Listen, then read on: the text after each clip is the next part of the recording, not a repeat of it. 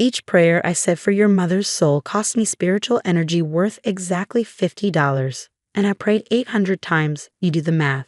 My godmother Dolores Washington announced in a courtroom, holding up a gilded notebook where she blogged every blessing, every candle lit, every moment of divine intervention with the precision of a tax auditor. The judge had barely processed this bizarre claim when Bernard Pike, the church's mild-mannered accountant, stood up from the gallery and cleared his throat.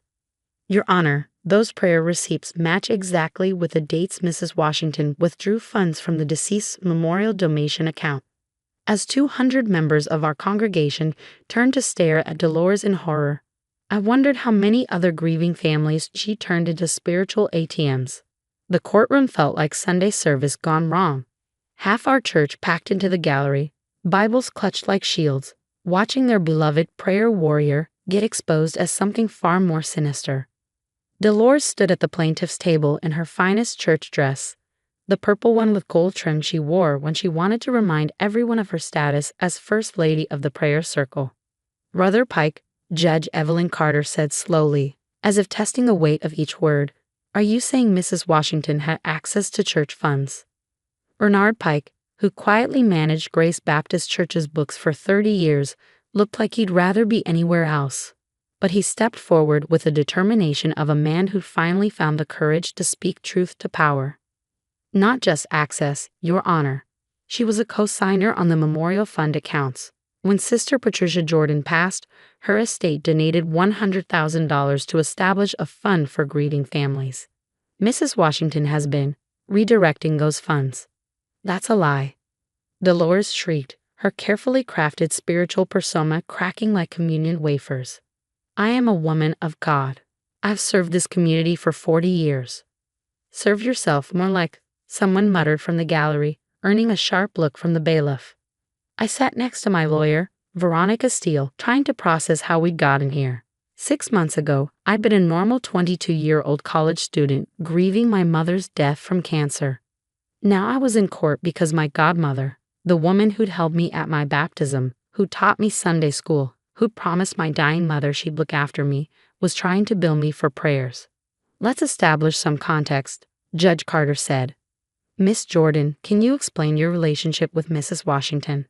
I stood, my legs trembling slightly. The last time I'd been this nervous in front of a crowd was my mother's funeral, with Dolores right beside me, whispering that everything would be okay. Dolores Washington was my godmother. She and my mother were best friends since high school. When Mom got sick, Dolores promised to help me through it. She said it was her spiritual duty. And did she help you? The judge prompted. I thought she was, I admitted. She organized prayer circles, visited Mom in hospice, handled funeral arrangements. She told me not to worry about anything, that God and the church would provide. I was grateful. I was 21 and watching my mother die. I couldn't handle the details. When did things change? I took a deep breath. The day after the funeral, Dolores came to me with this invoice, said she'd been keeping track of her spiritual services and that I needed to reimburse her. $40,000 for prayers, blessings, and what she called heavenly advocacy. A ripple of disbelief went through the gallery. These were people who'd known Dolores for decades, who trusted her with their prayer requests, their tithes, their faith. She itemized everything. I continued, pulling out the document that had shattered my world. Bedside prayers at $50 each. Fasting on Mom's behalf at $200 per day. Spiritual warfare sessions at $500. Even charged $1,000 for speaking at the funeral, called it a prophetic word fee. This is standard practice. Dolores interrupted. The Bible says a worker is worthy of their wages. I gave up hours of my life.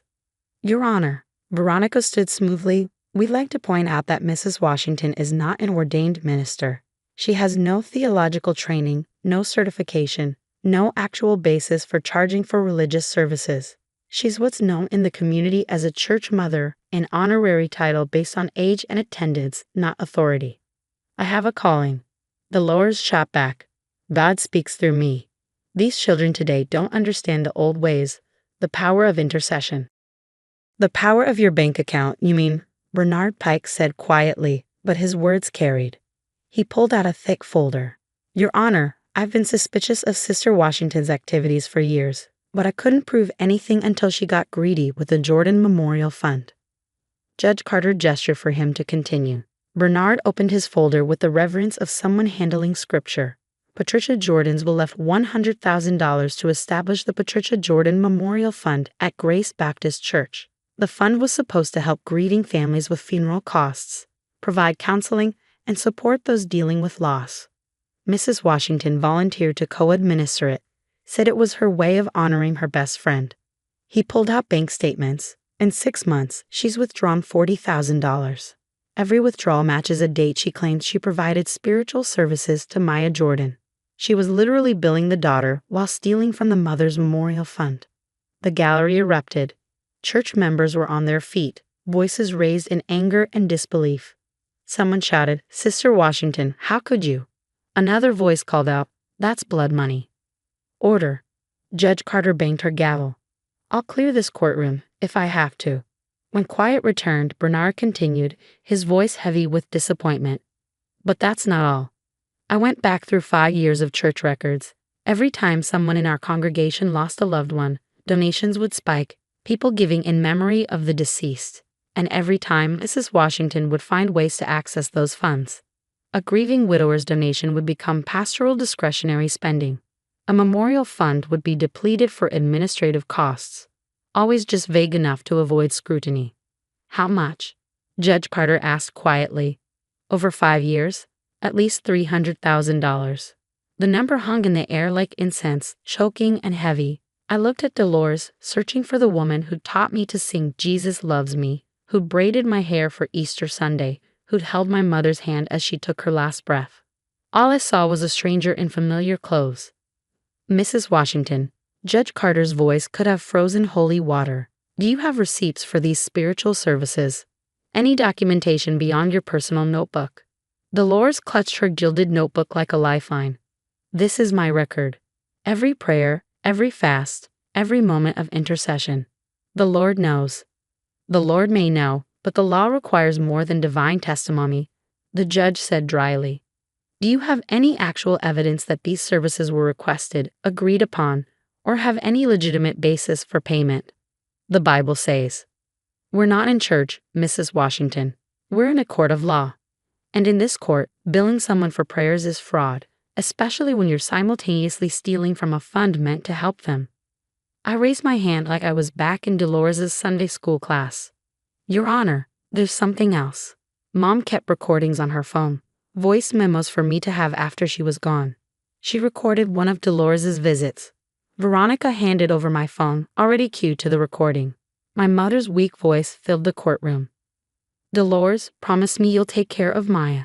Not with money, I've left her enough, but spiritually, emotionally. Be the godmother I chose you to be." Then Dolores's voice, warm and reassuring. "Patricia, honey, don't you worry. I'll treat her like my own daughter. Won't charge her a dime for nothing. That's what godmothers do. You just rest easy knowing she's in good hands." The recording ended. In the silence that followed, someone in the gallery started crying. "You recorded me without permission?" Dolores's voice had gone shrill. "Mom recorded everything near the end," I said quietly. "She wanted me to have her voice when she was gone. She didn't know she was documenting evidence of fraud." "Your Honor," Veronica stood again. "We have similar recordings throughout Mrs. Jordan's illness. In each one, Mrs. Washington promises free spiritual support, emphasizes that she's doing this out of love and duty. Never once does she mention payment." Bernard Pike raised his hand. "There's more, Your Honor. Yesterday when I heard about this case, I checked the church's prayer request box, the one Mrs. Washington manages. I found these." He held up a stack of papers, blank spiritual service agreements hidden in the bottom. Pre-printed forms for billing congregation members for prayers, with rates and terms. She was planning to expand her operation. "That's church business," Dolores protested. "You had no right." "I had every right." Bernard's voice rose for the first time. "I'm the church accountant. It's my job to protect our congregation from financial predators, even when they're wearing choir robes." Pastor Williams, who'd been sitting in the back row, finally stood. He was in his 70s, had led Grace Baptist for 40 years. His voice shook with anger and disappointment. "Sister Washington, I baptized you. I married you. I buried your husband. And this whole time, you've been turning our church into a money-changing table. Pastor, I can explain. No. His single word silenced her. You've explained enough. As of this moment, you're removed from all church positions. Your key access is revoked. And we'll be conducting a full audit of every fund you've touched. You can't do that. I built that prayer circle. I've been at that church longer than half these people been alive. And you've been stealing longer than we knew, Pastor Williams said savely. Every prayer you stole, every blessing you invoiced, you turned sacred things into merchandise. You made widows pay for comfort and orphans pay for prayers. That's not ministry. That's merchandising misery. Judge Carter had heard enough. Mrs. Washington, I'm dismissing your claim against Miss Jordan. Furthermore, I'm referring this case to the district attorney for fraud, embezzlement, and elder abuse charges. Yes, elder abuse, because you targeted grieving, vulnerable people at their lowest moments. But the money I spent, my time, my energy. Your time was supposed to be freely given, the judge interrupted. That's what godmothers do. That's what church mothers do. That's what decent human beings do. You took a sacred trust and turned it into a business opportunity. She turned to me. Miss Jordan, are you planning to pursue criminal charges?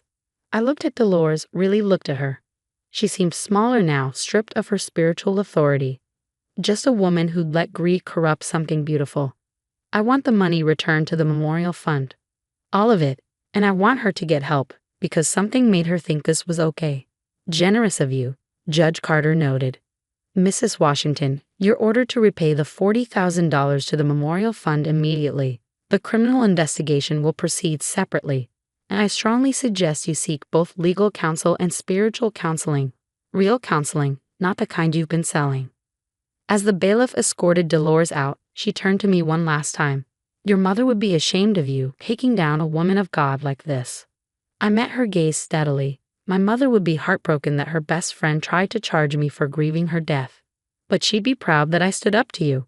She taught me that real faith doesn't come with a price tag. The courtroom began to empty, but congregation members surrounded me. Hugs, tears, apologies for not seeing it sooner. Elder Mrs. Patterson, who'd known my mother since childhood, gripped my hands tightly. Baby, your mama raised you right. And she's looking down, proud as can be. Bernard Pike approached with a ledger. Maya, I'll make sure every penny goes back to the memorial fund. Your mother's legacy won't be tainted by this. Pastor Williams placed a gentle hand on my shoulder. You've done a brave thing, young lady. It's not easy to stand up to someone who wrapped their sins in scripture. But that's what faith really is, knowing the difference between God's truth and man's greed.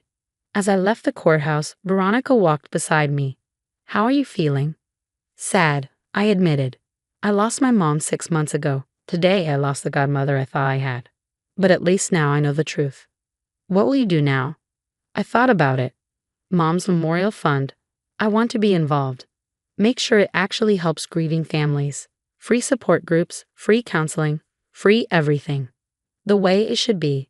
That night, I visited Mom's grave with flowers and a copy of the court decision.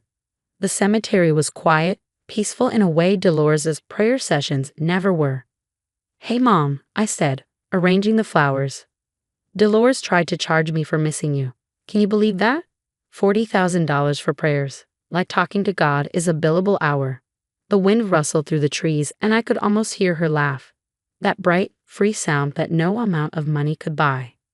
I stopped her though. And we're going to use your fund the way you wanted, to help people heal without going broke, to show them that real comfort doesn't come with a receipt.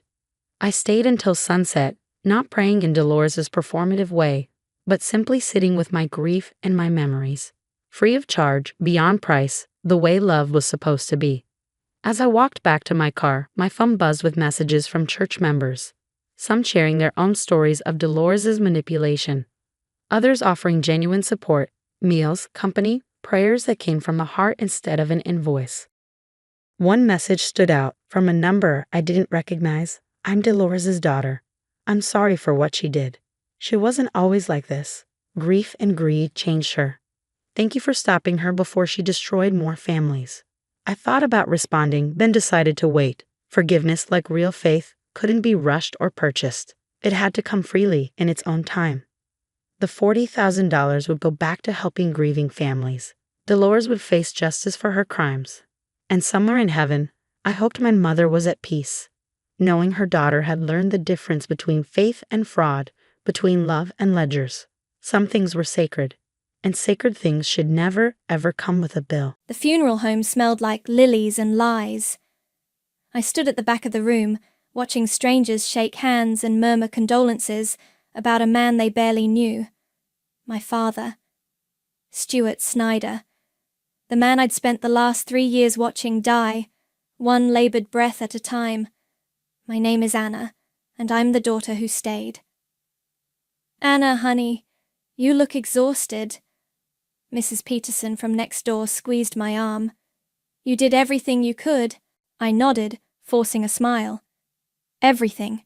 My marketing career, my social life, my savings account, all sacrificed at the altar of duty, while my sister Lindsay posted Instagram stories from wine tastings in Napa. The funeral director approached with that practice sympathy they perfect in mortician school. We're ready to begin whenever your family is complete. We're still waiting for... The double doors burst open like a scene from a soap opera. Lindsay swept in wearing a black designer dress that probably cost more than I'd spent on groceries in 6 months. Her husband Chandler trailed behind, checking his phone. I'm so sorry I'm late, Lindsay announced to the room, her voice carrying that theatrical quality she'd perfected since high school drama club. Traffic was absolutely insane. Traffic, from her house 20 minutes away, to her own father's funeral. She rushed to the casket, collapsing dramatically against it. Daddy, I'm here now. I'm so sorry. The performance was Oscar-worthy. Tears streamed down her perfectly contoured cheeks as she clutched the mahogany edge. Several people reached for tissues. I wanted to vomit. Anna. She turned to me, arms outstretched. Oh, Anna. We only have each other now. The hug felt like being embraced by a python. She whispered in my ear, just loud enough for me to hear. At least you made yourself useful these past few years. I pulled back, studying her face. Same green eyes as mine, same stubborn chin. But where I saw exhaustion and grief in the mirror, Lindsay radiated something else entirely. Anticipation. Ladies and gentlemen, if you could please take your seats. The funeral director gestured toward the rows of chairs. I found myself in the front row next to Beatrice, Dad's lawyer. She'd been handling his affairs for over 20 years, and her presence was the only thing keeping me grounded. How are you holding up, dear? Beatrice asked quietly. I keep expecting him to wake up and ask for his afternoon pills, I whispered back. She patted my hand. He was very proud of you, Anna. Very proud. And very thorough in his planning. Something in her tone made me look at her more closely, but the service was starting. The pastor spoke about Dad's business acumen, his community involvement, his dedication to family. All true, but sanitized. He didn't mention the nights I'd held Dad's hand through panic attacks, or the way he'd apologize for being a burden while I assured him he wasn't. He didn't mention how Dad would light up when I read him the business section, or how he'd made me promise to be smart about everything, Anna. Smarter than they expect. Lindsay sobbed loudly during the eulogy. Chandler kept glancing at his watch. After the service, people filed past offering condolences. Your father was a good man. He's in a better place now. You girls were so lucky to have him. Lucky. Right. Anna, we need to talk about arrangements, Lindsay said, appearing at my elbow as the crowd thinned. The house, Dad's things. I know this is hard, but we should probably start sorting through everything soon. Soon? I stared at her. Lindsay, we just buried him 2 hours ago. I know, but practically speaking, we can't just leave everything sitting there forever, and honestly, you've been living there so long, you're probably ready for your own space again, right? Chandler materialized beside her. Ladies, I'm sorry to interrupt, But we should probably head out soon. I have a conference call with Tokyo in an hour. A conference call. At his father-in-law's funeral. Of course, Lindsay said, squeezing my arm. Anna, we'll talk tomorrow, okay? About next steps. They left in a cloud of expensive perfume and barely concealed impatience. Vultures, Beatrice muttered, watching them go. What? Nothing, dear, just be ready for surprises. Your father was a very thorough man. That evening, I sat alone in Dad's study, surrounded by 3 years' worth of medical equipment that would need to be returned. The oxygen concentrator hummed in the corner. I'd forgotten to turn it off. I opened his desk drawer, looking for the folder with the medical supply company's contact information. Instead, my fingers found something else entirely. An envelope. Heavy paper, expensive. My name written across the front in Dad's careful handwriting. But this wasn't his will. I'd seen that already. This was something else. Something he'd hidden in his desk, waiting for me to find it. I tore it open with shaking hands. Inside was a single key and a note. Anna. The safe. Behind the painting of the lighthouse. You'll understand everything soon. Trust Beatrice. Love. Dad. The lighthouse painting had hung in Dad's study for as long as I could remember. I'd dusted around it 1,000 times during his illness, never knowing it hid anything. The safe was small, built into the wall. The key turned easily, like Dad had been using it recently. Inside were documents, a flash drive, and another envelope marked, "For Anna's eyes only." My hands shook as I pulled everything out. The top document made my breath catch. It was titled, Payment Agreement. Anna Snyder, Caregiver Compensation. Anna? Beatrice's voice came from the front door. I saw the lights on. Are you all right? In here, I called, my voice cracking. She appeared in the doorway, took one look at the papers scattered across Dad's desk and smiled. Ah, you found it. Beatrice, what is this? Payment agreement? I never signed anything like this. Your father was very specific about timing. He wanted you to discover this after the funeral, after you'd had time to process. She sat down across from me. Anna, your father documented every sacrifice you made, every promotion you turned down, every social event you missed, every dollar you spent on his care. I stared at the papers. Line items dating back 3 years. Foregone salary, marketing manager position, $75,000 annually.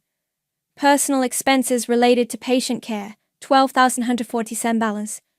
Opportunity cost, MBA program deferral. He calculated it all, down to the penny, and he paid you, Anna. Not in cash, he knew you'd refuse that. He paid you in property transfers, small amounts spread over time so no one would notice. My phone buzzed. Lindsay. Anna, emergency family meeting tomorrow at 10 a.m. Beatrice's office. Will reading time. The emoji made my stomach turn. She seems excited, Beatrice observed dryly. She thinks she's getting the house. She is getting the house. I looked up sharply. What? Your father's will leaves the family home to Lindsay. He was very clear about that. But then what? Read the rest of the documents, Anna. All of them. The next morning, Lindsay arrived at Beatrice's office in full mourning regalia. Black Chanel suit, pearl earrings, the works. She hugged me like we were best friends. I barely slept last night, she gushed. I kept thinking about Daddy and how much he loved us both. Chandler nodded along, but his attention was clearly elsewhere. He kept checking his phone and muttering about quarterly projections. Shall we begin? Beatrice asked, settling behind her desk with a thick folder. The will reading was exactly what I expected. Dad's investments, split evenly between Lindsay and me. His personal effects, mostly to me since I'd been living with them anyway. And then the big moment. The family residence at 1247 Maple Street, including all furnishings and fixtures, I leave to my daughter Lindsay Davidson. Lindsay gasped, pressing her hands to her chest. Oh my God. Anna, I'm so sorry. I had no idea he would... I thought maybe we'd share it or... Her performance was flawless, the concerned sister, overwhelmed by unexpected inheritance. It's fine, I said quietly. Really? Because I feel terrible. You lived there for so long, and now... It's fine, Lindsay. Beatrice continued reading, but I could see her fighting a smile. When she finished, Lindsay was practically glowing. I can't believe it, Lindsay whispered to Chandler. The house is worth at least $800,000. She thought she was whispering. She wasn't. Anna, she turned to me with fake concern. What will you do now? You'll need to find somewhere to live, and with your job situation. My job situation? Well, you haven't worked in 3 years. It might be hard to get back into marketing. The field changes so fast. She tilted her head sympathetically. Maybe you could rent a small apartment. I could help with the deposit if you need it. Chandler cleared his throat. Actually, Lindsay, we should discuss timeline. Anna's been living there, but now that it's officially yours... Oh, of course. Lindsay's eyes lit up. Anna, you'll need time to pack and everything. How about 2 weeks? Is that enough time? 2 weeks. To find a place, pack up 3 years of my life, and disappear. That's very generous, I said. I'm trying to be fair. Family first, right? Beatrice stood up. Well, that concludes the will reading. Anna, could you stay for a moment? There are some additional documents your father wanted me to review with you. Lindsay and Chandler exchanged glances. Additional documents? Lindsay asked. Nothing that concerns the will, Beatrice said smoothly. Just some personal papers.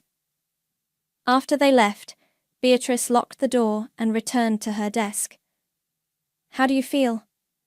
Like I just got evicted by my own sister. Anna, do you remember what your father always said about business?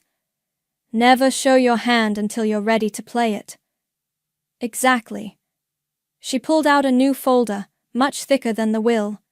Your father transferred ownership of Snyder Properties to you over the past 3 years, small percentages at a time, documented as payment for caregiving services. I stared at her. Snyder Properties? The commercial real estate portfolio. 12 buildings downtown, including the office complex where Chandler's company leases space. She slid a document across the desk. Congratulations, Anna. You're now the majority owner of a property portfolio worth approximately $4.2 million. The room spun. That's impossible. Your father was very thorough.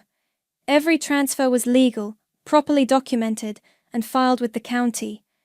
You've been receiving payments for 3 years. You just didn't know it. My phone buzzed. A text from Lindsay.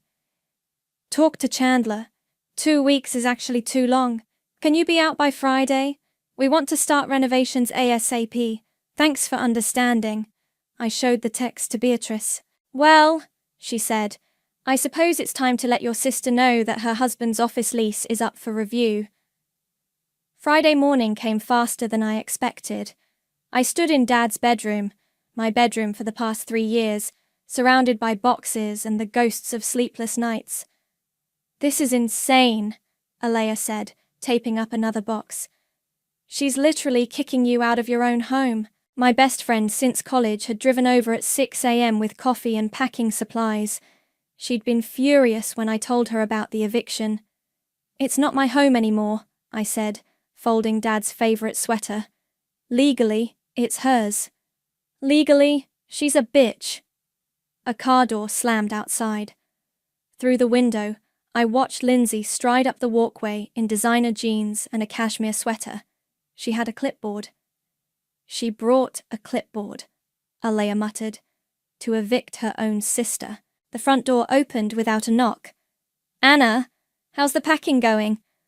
We're almost done, I called back. Lindsay appeared in the doorway, surveying the boxes with satisfaction. This is so exciting. Chandler and I have so many plans for this place. We're thinking of knocking out the wall between the kitchen and dining room, maybe adding a wine cellar. A wine cellar, I repeated. I know, right? Dad would have loved it. He always appreciated good wine. She checked something off on her clipboard. Oh, I brought you something. She handed me an envelope. Inside was a check for $5,000. What's this for? Moving expenses. I know this transition is hard, and I want to help however I can. Her smile was radiant. We're family, Anna. I'll always take care of you. Alea made a choking sound. That's very thoughtful, I said, pocketing the check. Where are you going to live? Did you find a place? I'm staying with Alea for now. Perfect. That'll give you time to figure things out. Maybe take a little vacation, you know? You've been so stressed these past few years. My phone rang. Beatrice. Anna, are you free for lunch today? There's someone I'd like you to meet. Actually, I'm in the middle of... It's about the properties. It's important. I looked at Lindsay, who was now examining the curtains with a critical eye. I'll be there. Properties? Lindsay asked when I hung up. What properties? Just some paperwork Dad left behind. Nothing important. 2 hours later, I sat across from Beatrice and a man in his 40s with kind eyes and calloused hands. Anna, this is Christian. He's been managing your father's commercial properties for the past 8 years. Christian shook my hand. I'm sorry for your loss. Your father was a good man, tough, but fair. Thank you. Christian has been keeping me updated on the portfolio, Beatrice said. Anna, you need to understand what you've inherited. Christian pulled out a tablet, swiping through photos. 12 buildings, all downtown. Office spaces, retail, some residential units on the upper floors. Your father was very hands-on, knew every tenant personally. The photos showed gleaming lobbies, modern office spaces, bustling storefronts. This was Dad's empire, and I'd never even known it existed. The crown jewel is the Meridian complex, Christian continued. 15 floors, fully leased. Your brother-in-law's company, Davidson Tech, occupies the entire 7th floor. Chandler's company? Signed a 5-year lease 2 years ago, pays $28,000 a month. I nearly choked on my coffee. $28,000? It's prime real estate. But here's the thing. Their lease has a clause that allows for early termination with 60 days' notice if the property changes ownership. Beatrice smiled. Which it has. My phone buzzed with a notification. Instagram. Lindsay had posted a photo of herself in Dad's kitchen, arms spread wide, with the caption, New beginnings in my childhood home. Can't wait to make new memories here. Blessed, Shaka family. First, new chapter. The comments were already pouring in. So beautiful. You deserve this. Your dad would be so proud. Anna? Christian was watching me. Are you all right? I showed them the post. Beatrice's jaw tightened. Well, she said, I think it's time to send some official correspondence. An hour later, I was back at Alea's apartment, sitting on her couch with my laptop. The eviction notice from Davidson Tech was drafted and ready to send. You're really going to do this? Alea asked, reading over my shoulder. She gave me 2 days to pack up my life. Chandler couldn't even put his phone away at Dad's funeral. But this could destroy his business. That's not my problem. My phone rang. Chandler. Anna. Hey. Listen. I know today was probably hard for you, moving out and everything. I just wanted to say, if you need any help getting back on your feet, job-wise, I might know some people. That's very kind of you. We're family now, right? We should look out for each other. He paused. Actually, speaking of business, I got a weird email from some property management company about our lease being under review. Do you know anything about that? I looked at the laptop screen, cursor hovering over the send button. I have no idea what that could be about. Probably just routine paperwork. These management companies are always sending random notices. He laughed. Anyway, I should let you get settled. Take care of yourself, Anna. I hung up and clicked send. The email went out to Davidson Tech's main office, copied to their legal department and accounting. Subject line: Urgent. Lease termination notice. Meridian Complex, Floor 7. Alea whistled. 60 days notice? 60 days. My phone buzzed again. Another Instagram notification. Lindsay had posted a video tour of her house, already talking about renovation plans. Time to see how blessed she really feels, I muttered, and started drafting the next email. The call came at 7 a.m. on Monday. Anna, what the hell is going on? Lindsay's voice was shrill through the phone. Chandler got some insane notice about his lease being terminated. This has to be a mistake. I was sitting in Alea's kitchen, drinking coffee and reading the morning news. What kind of notice? Don't play dumb with me. His company got an eviction notice from Snyder Properties. That's Dad's company, Anna. You have to know something about this. I'm not sure how I would know anything about Dad's business dealings. Because you lived with him for 3 years. You must have seen paperwork, heard phone calls, something. Through the phone, I could hear Chandler in the background. Tell her it's urgent, Lindsay.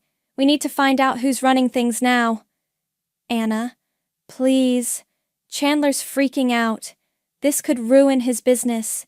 Can you just ask around? Maybe call that lawyer, Beatrice? I'll see what I can find out. Thank you. I knew you'd help us. We're family. I hung up and immediately called Beatrice. Good morning, Anna. I assume you've heard from your sister? She's panicking. Good. Are you ready to see your empire? An hour later, Christian met me at the Meridian Complex. The building was impressive, glass and steel reaching toward the sky, with Snyder Properties etched discreetly near the entrance.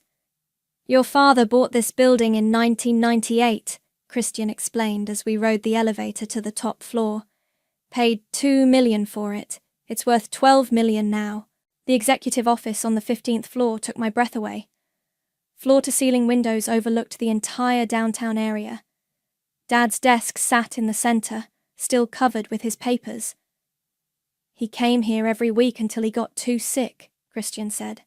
Always said this building was his legacy. I walked to the window, looking down at the city. Somewhere down there, Chandler was probably having a meltdown in his soon-to-be former office. Christian, tell me about Davidson Tech's lease. They're good tenants, pay on time. But the lease was a favor to your father. Below market rate because Chandler was family. How much below market? They're paying $28,000. Market rate for that space would be $45,000.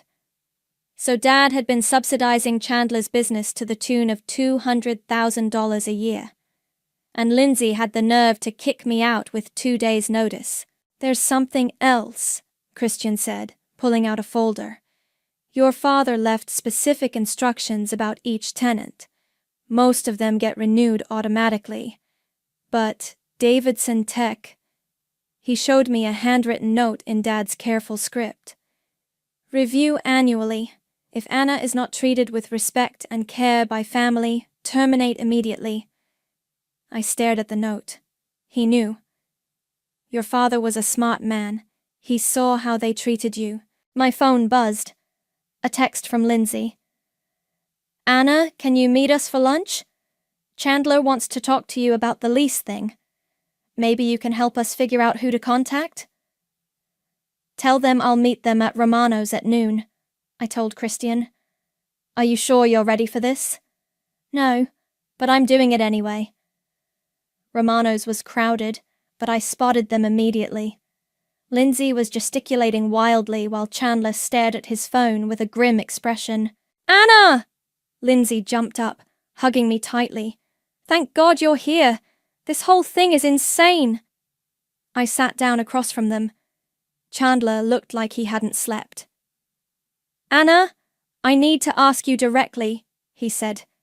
Do you know who's running Snyder Properties now? Because whoever it is, they're making a huge mistake.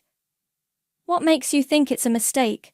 I've been a good tenant for 2 years, never missed a payment, never caused problems. And suddenly I get this termination notice with no explanation.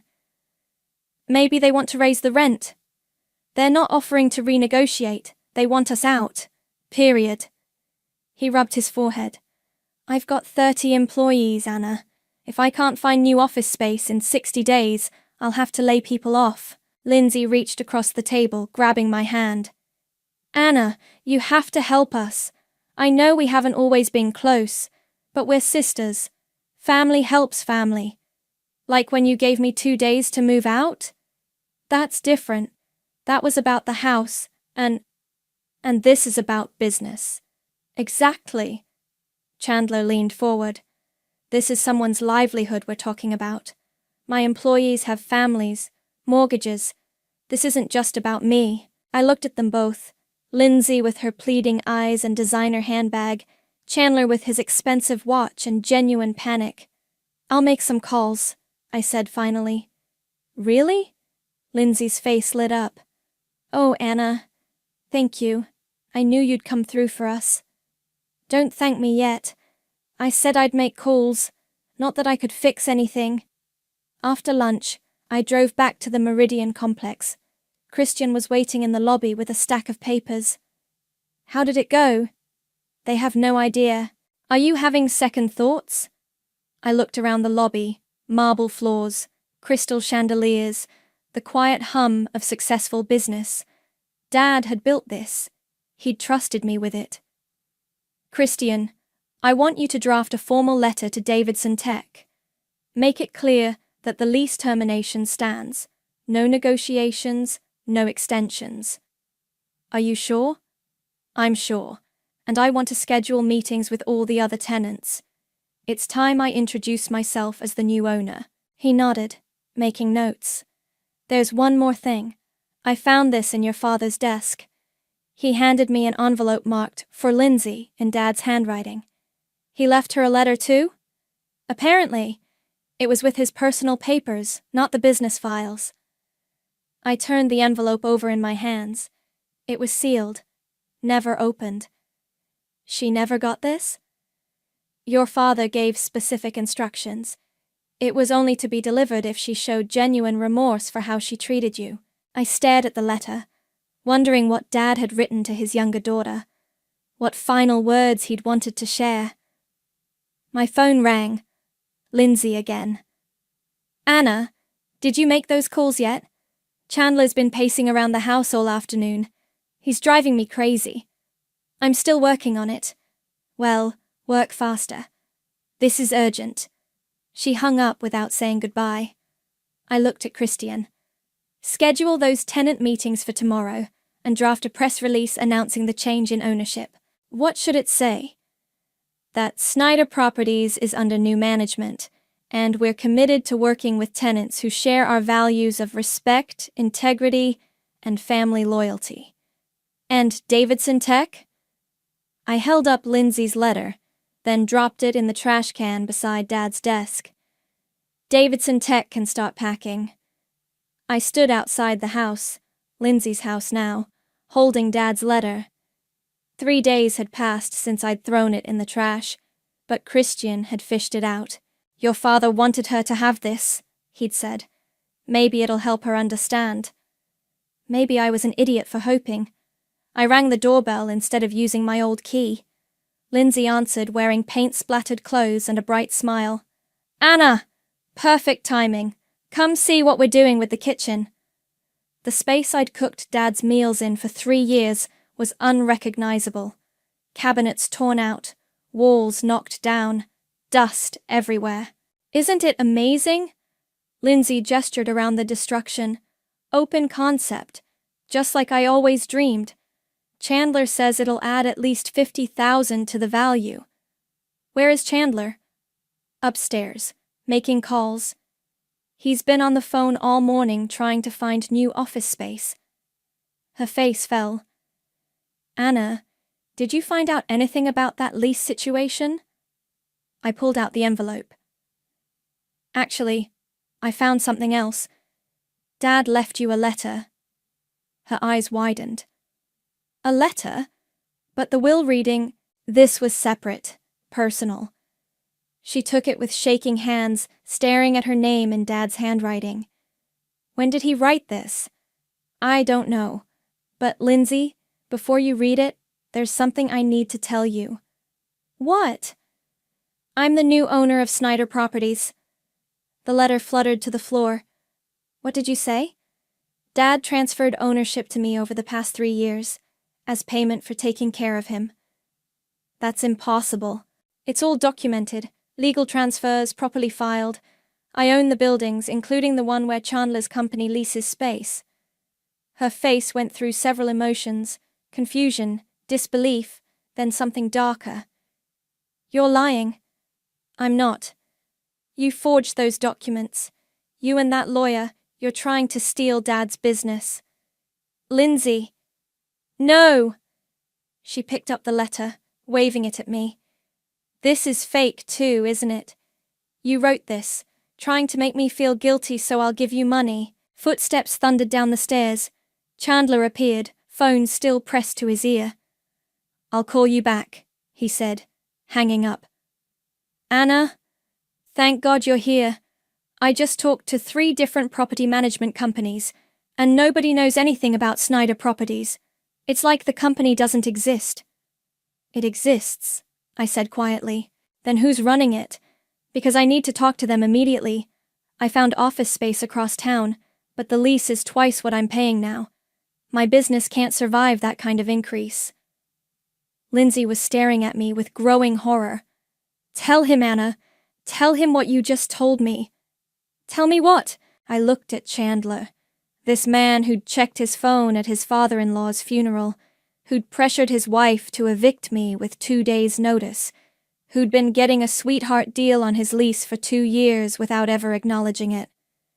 I own Snyder Properties, he laughed. Very funny. Seriously, Anna, this isn't the time for jokes. I'm not joking. The laughter died. That's impossible. You don't have that kind of money. Dad paid me for taking care of him. In property transfers. Property transfers? Chandler's voice rose. Anna, do you understand what you're saying? That portfolio is worth millions.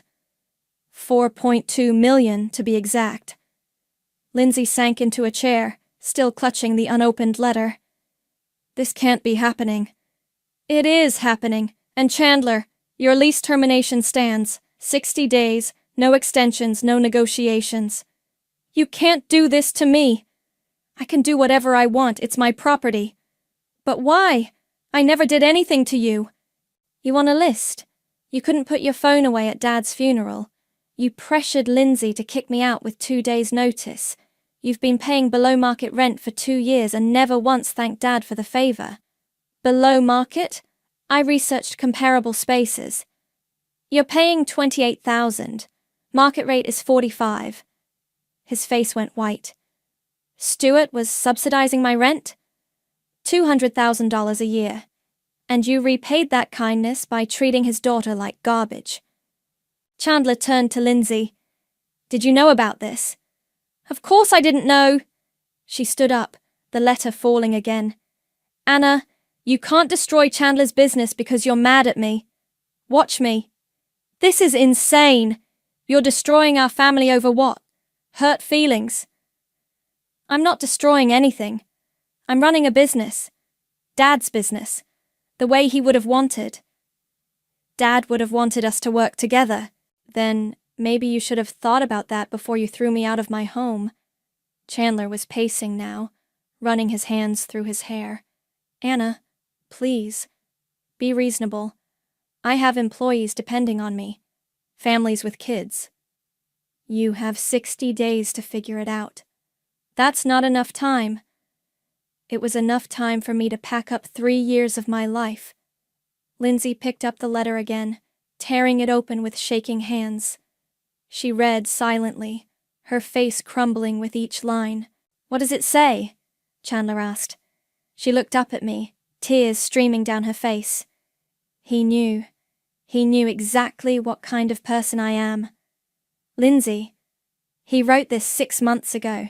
He says he's disappointed in me, that he hoped I'd grow up and learn to appreciate what really matters. She wiped her eyes, smearing mascara. He says Anna is the daughter he's proud of. The room fell silent, except for the sound of construction noise from the kitchen renovation. Anna, Chandler said quietly. What do you want? Money? I can pay higher rent whatever the market rate is.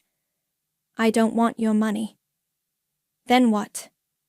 I looked around the destroyed kitchen, at Lindsay sobbing over Dad's final disappointment, at Chandler's desperate face. I want you both to understand what it feels like to lose everything. I walked toward the door, then stopped. Oh, and Lindsay, you might want to slow down on those renovations. That $50,000 you're spending, you're going to need it. I left them there in the wreckage of their kitchen and their assumptions. Dad's letter crumpled in Lindsay's fist like a final judgment. 2 weeks later, I watched from my office window as a moving truck pulled up to the Meridian complex.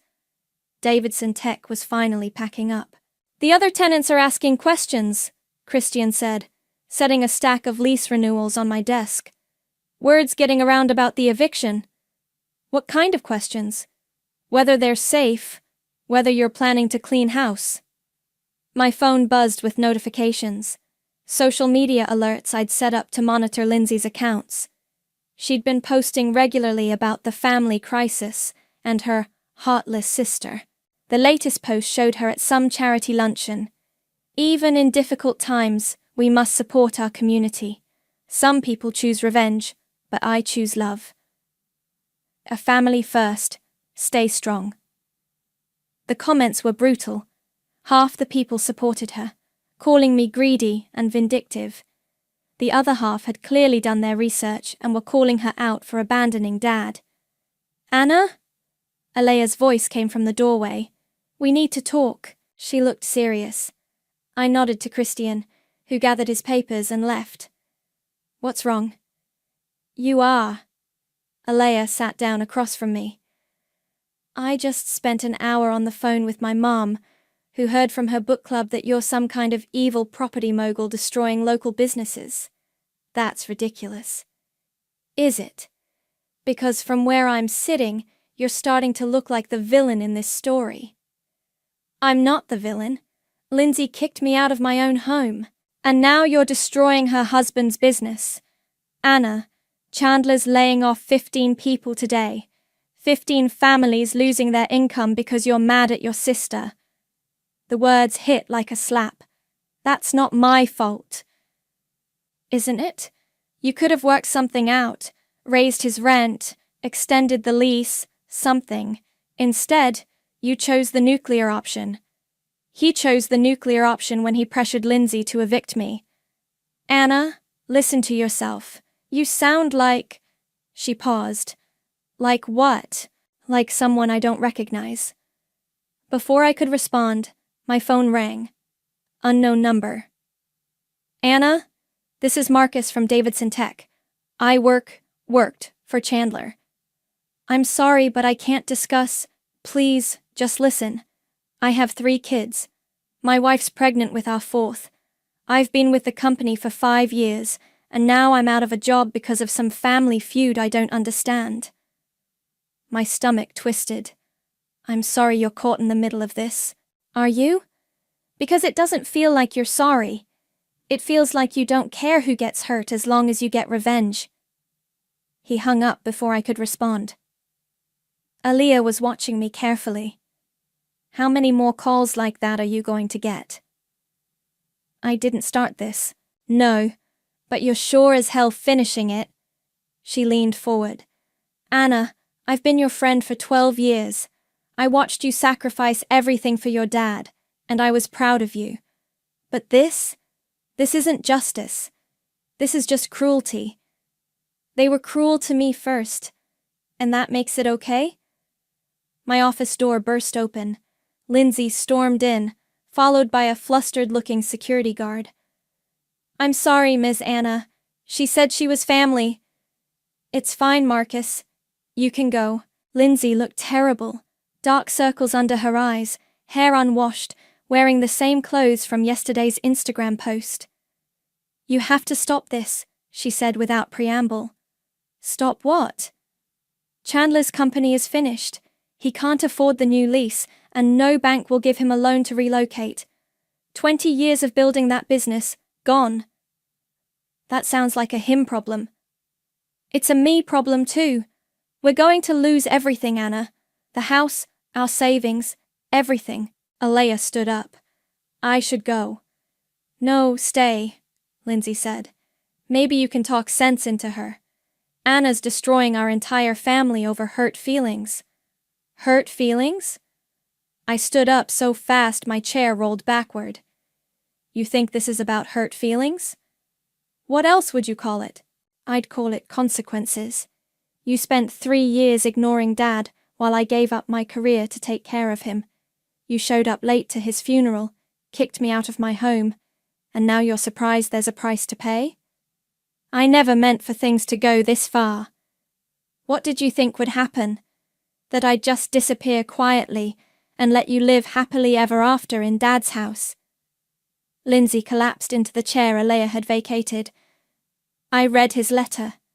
Over and over. He was so disappointed in me. He should have been. I know that. Don't you think I know that? She looked up at me with red-rimmed eyes. I was jealous, okay? You were always his favorite. The responsible one, the smart one. I felt like I could never measure up. So, you stopped trying? Yes, I stopped trying and I was horrible to you, and I'm sorry. I'm so sorry. But Anna, please don't destroy my marriage over this. Alea cleared her throat. Anna, maybe what? Maybe I should forgive and forget? Maybe I should bail them out like I always do? Maybe you should remember who you used to be, Alea said quietly. The room fell silent. Through the window, I could see Davidson Tech employees carrying boxes to their cars. Some of them were crying. I used to be a doormat, I said finally. No, Alea said. You used to be kind. Lindsay wiped her eyes. Anna, what do you want from me? I'll do anything. Sell the house? Give you half the proceeds? Whatever it takes. I looked at her. Really looked at her. The designer clothes were wrinkled, the perfect makeup smeared. She looked broken. I want you to understand what you took from me. I do understand. I took your home, your security, your sense of family. I was selfish and cruel, and I'm sorry. Sorry doesn't give me back 3 years of my life. No, it doesn't. But destroying Chandler's business won't give them back either. I walked to the window, watching the last of the moving trucks pull away. Somewhere in the city, 15 families were wondering how they'd pay their mortgages next month. Get out, I said without turning around. Anna, get out of my office. Both of you. I heard them leave, heard the door close softly behind them. Alone in my father's office, surrounded by the empire he'd built and left to me, I wondered if this was what victory was supposed to feel like. It felt a lot like losing. The pounding on my apartment door started at 11 p.m. Anna! Open up! I know you're in there! Lindsay's voice was slurred, desperate. I'd been staying at Alea's for 3 weeks now, but somehow she'd tracked me down. Anna, please! We need to talk! I opened the door. Lindsay swayed on her feet, mascara streaked down her cheeks, clutching a bottle of wine. You're drunk. So what if I am? My life is falling apart thanks to you. She pushed past me into the apartment. Where's your friend? I want to talk to you alone. Alea's at her boyfriend's place. Lindsay, you can't be here. Why not? Because you're too good for me now? Because you're some big-shot property owner? She stumbled into the living room, nearly knocking over a lamp. Nice place. Cozy. Not like the mansion you stole from me. I didn't steal anything. Bullshit. She spun around, pointing the wine bottle at me like a weapon. You manipulated Dad when he was sick. You made him think I didn't care, so he'd give you everything. That's not what happened. Then what did happen, Anna? Because from where I'm standing, you played the perfect daughter while I was living my life, and now you're using his guilt to destroy my family. I was taking care of him while you were posting Instagram stories from wine tastings. One weekend! I went to Napa for one weekend, and you act like I abandoned him. It wasn't one weekend, Lindsay. It was 3 years of weekends. 3 years of holidays, birthdays, doctor appointments. 3 years of watching him die while you lived your perfect life. She took a long drink from the bottle. I couldn't handle it, okay? Seeing him like that, so weak and sick, it broke my heart. So you broke mine instead. I never meant to hurt you, but you did, over and over again. And when he died, you couldn't even wait a week before kicking me out. Lindsay sank onto the couch, the fight going out of her. Chandler filed for bankruptcy today. The words hung in the air between us. 20 years of building that company, gone. Our house is going into foreclosure. We're moving in with his parents next week. She laughed bitterly. His mother hates me. Says this is all my fault for having a vindictive sister. Maybe it is your fault. Maybe it is. She looked up at me with hollow eyes. Are you happy now? Is this what you wanted? I wanted you to understand what you took from me. Well, congratulations. I understand. I understand that I'm a terrible person who destroyed her own family through selfishness and greed. I understand that I lost the only sister I have because I was too proud to admit I was wrong. She wiped her nose with the back of her hand. I understand that Dad died disappointed in me, and now I'll never get the chance to make it right. She pulled something from her purse, a crumpled piece of paper. Dad's letter. Do you want to know what he wrote? Really want to know? I didn't answer, but she continued anyway. He said he hoped I'd learn to be more like you, that he wished he'd raised me to understand the value of sacrifice and loyalty. He said he was leaving you the business because you'd earned it, but he hoped someday I'd earn your forgiveness. She smoothed out the letter with shaking hands. He also said he loved me. Despite everything, he loved me and believed I could be better. Her voice cracked. But I can't be better, Anna. I tried, but I'm just broken. Lindsay, no, let me finish. I came here to beg you to save Chandler's company, to offer you anything, the house, my jewelry, whatever you want. But sitting here, looking at you, I realize I don't have anything you want. She stood up unsteadily. You want me to suffer, and I am suffering. You want me to lose everything, and I'm losing everything. You want me to understand what I took from you, and I do. Then why don't I feel better? The question slipped out before I could stop it. Lindsay stared at me. What? I have everything I thought I wanted. The business, the money, the power to make you pay for what you did. So why do I feel so empty? Because revenge doesn't fix anything. It just breaks more things. We stood there in Alea's living room, two sisters who'd destroyed each other in the name of justice and pride. I can't undo what I did to you, Lindsay said quietly. But you can still undo what you're doing to me. Why should I? Because Dad's letter had a PS. He said if I ever found the courage to truly apologize to you, to tell you that forgiveness isn't about forgetting, it's about choosing love over anger. She set the wine bottle on the coffee table and walked toward the door. Lindsay, wait.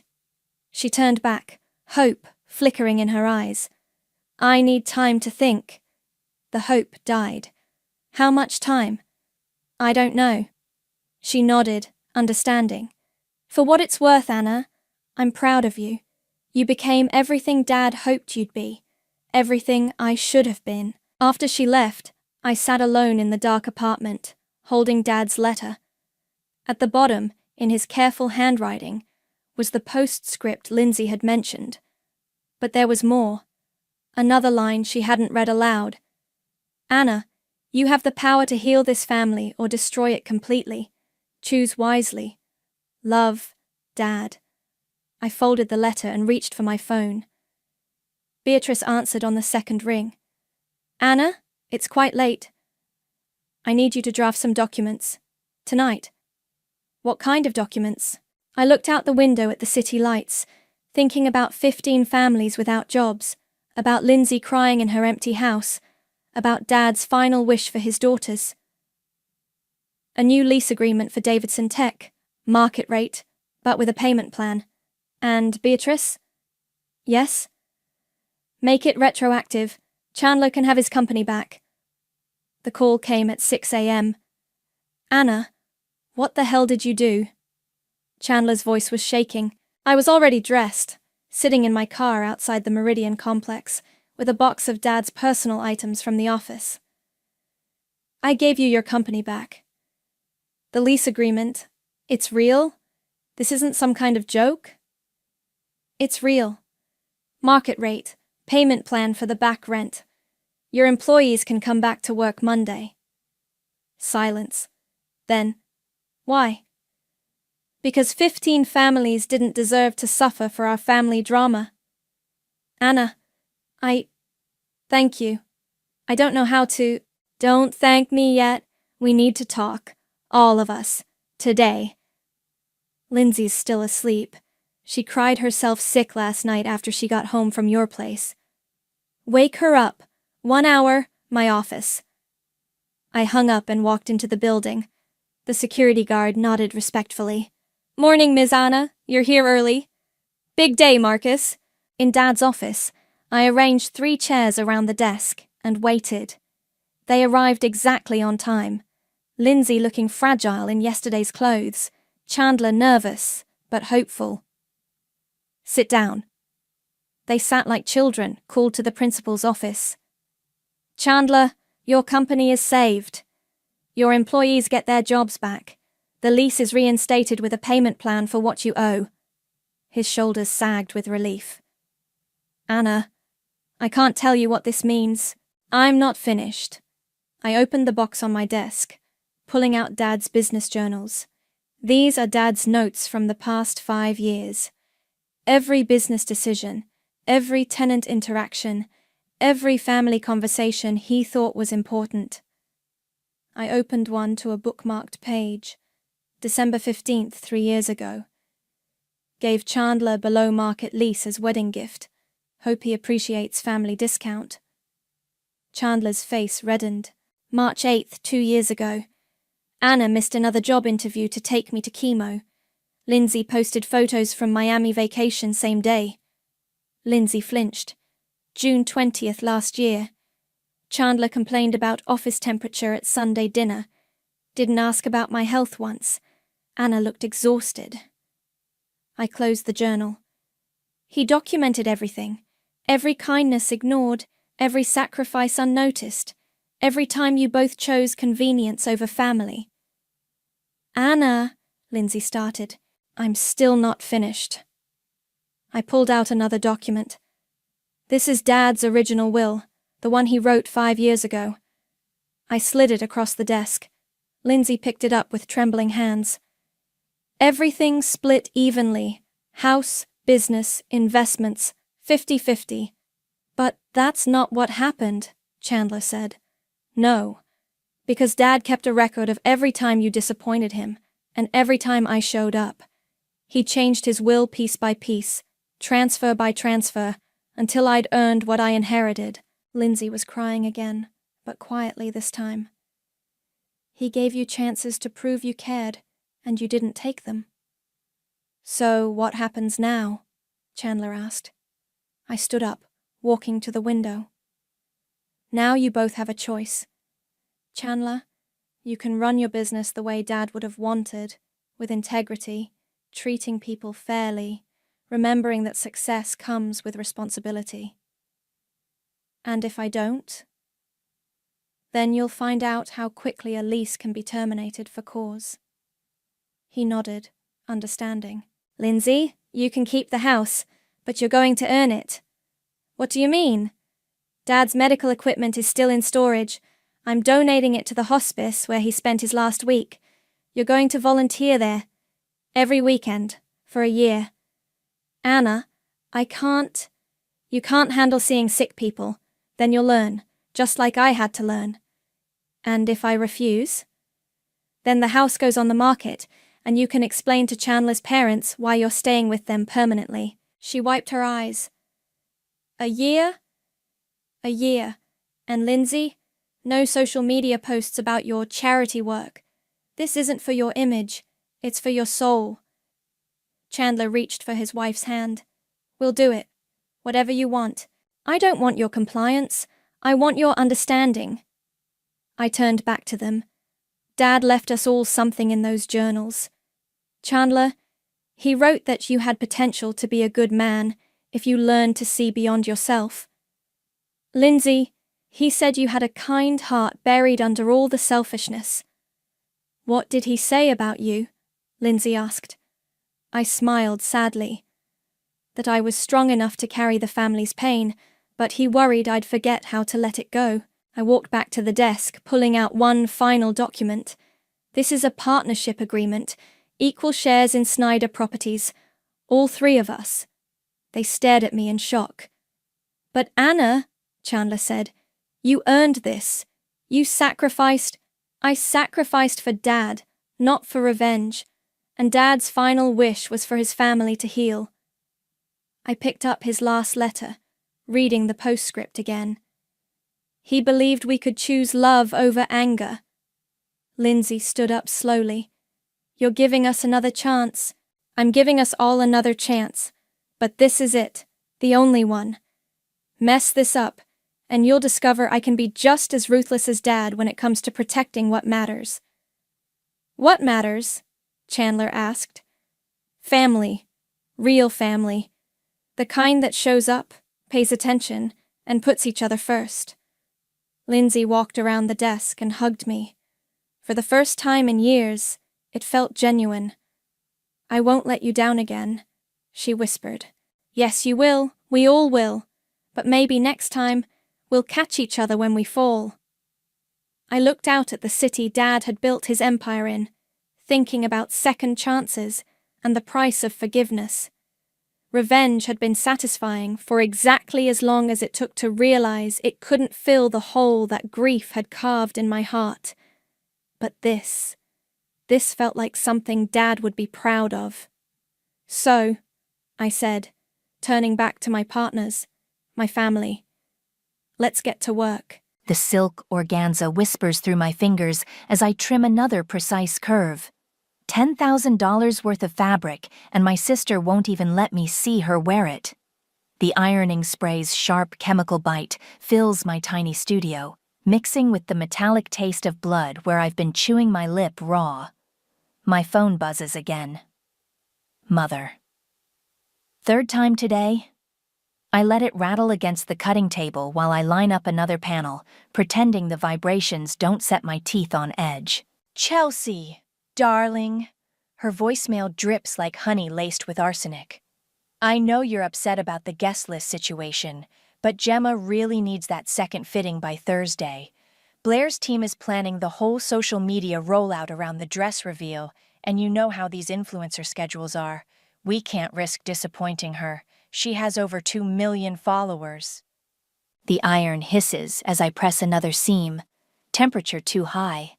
A faint scorch mark blooms on the silk like a bruise. I could fix it, but I don't. Let it be a scar, hidden in the folds where no one but me will know. And sweetheart, Mother continues, I hope you understand. It's nothing personal. The venue has strict capacity limits, and Blair's presence will give the wedding such wonderful exposure. Think what this could do for your business. We're really doing you a favor. I slam the iron down harder than necessary. The metal stand clangs against the table, and my coffee mug rattles. A favor. Right. Because watching some stranger Instagram my baby sister in the dress I poured my soul into is exactly what I needed. I mean, really, Chelsea? Mother's voice has that familiar edge now, the one that used to make me curl into myself like a salted slug. You're not exactly photogenic, and you know how these things go. Everyone will be watching Blair's stories. We can't have you skulking around in the background in one of your shapeless black things. It would ruin the aesthetic. The phone buzzes again. This time it's Gemma herself, probably calling to beg and wheedle like she always does. Like when she borrowed my prom dress and returned it with wine stains. Or when she convinced me to design her college graduation outfit for free, then credited some boutique on social media instead. I let that call go to voicemail too. My hands are steady as I pin another seam, muscle memory taking over while my mind drifts to the folder on my laptop. The one labeled Receipts. Screenshots of every manipulative text. Records of unpaid invoices for rush orders and endless alterations. The email where Mother explicitly promised I'd be Gemma's maid of honor, right before she offered my spot to Blair. The dress form looms in the corner, half draped in ivory silk that cost more than 3 months' rent. I've poured hundreds of hours into this gown, every stitch perfect, every detail exactly as Gemma dreamed. My finest work, and I'm not even allowed to see it worn. The iron scorches another tiny spot as my phone lights up again. This time it's Blair herself. The famous Blair with her millions of followers and perfectly curated feed. I've never met her, but I've watched enough of her stories to know her voice will be just as polished as her photos. For the first time today, I answer, "Hello?"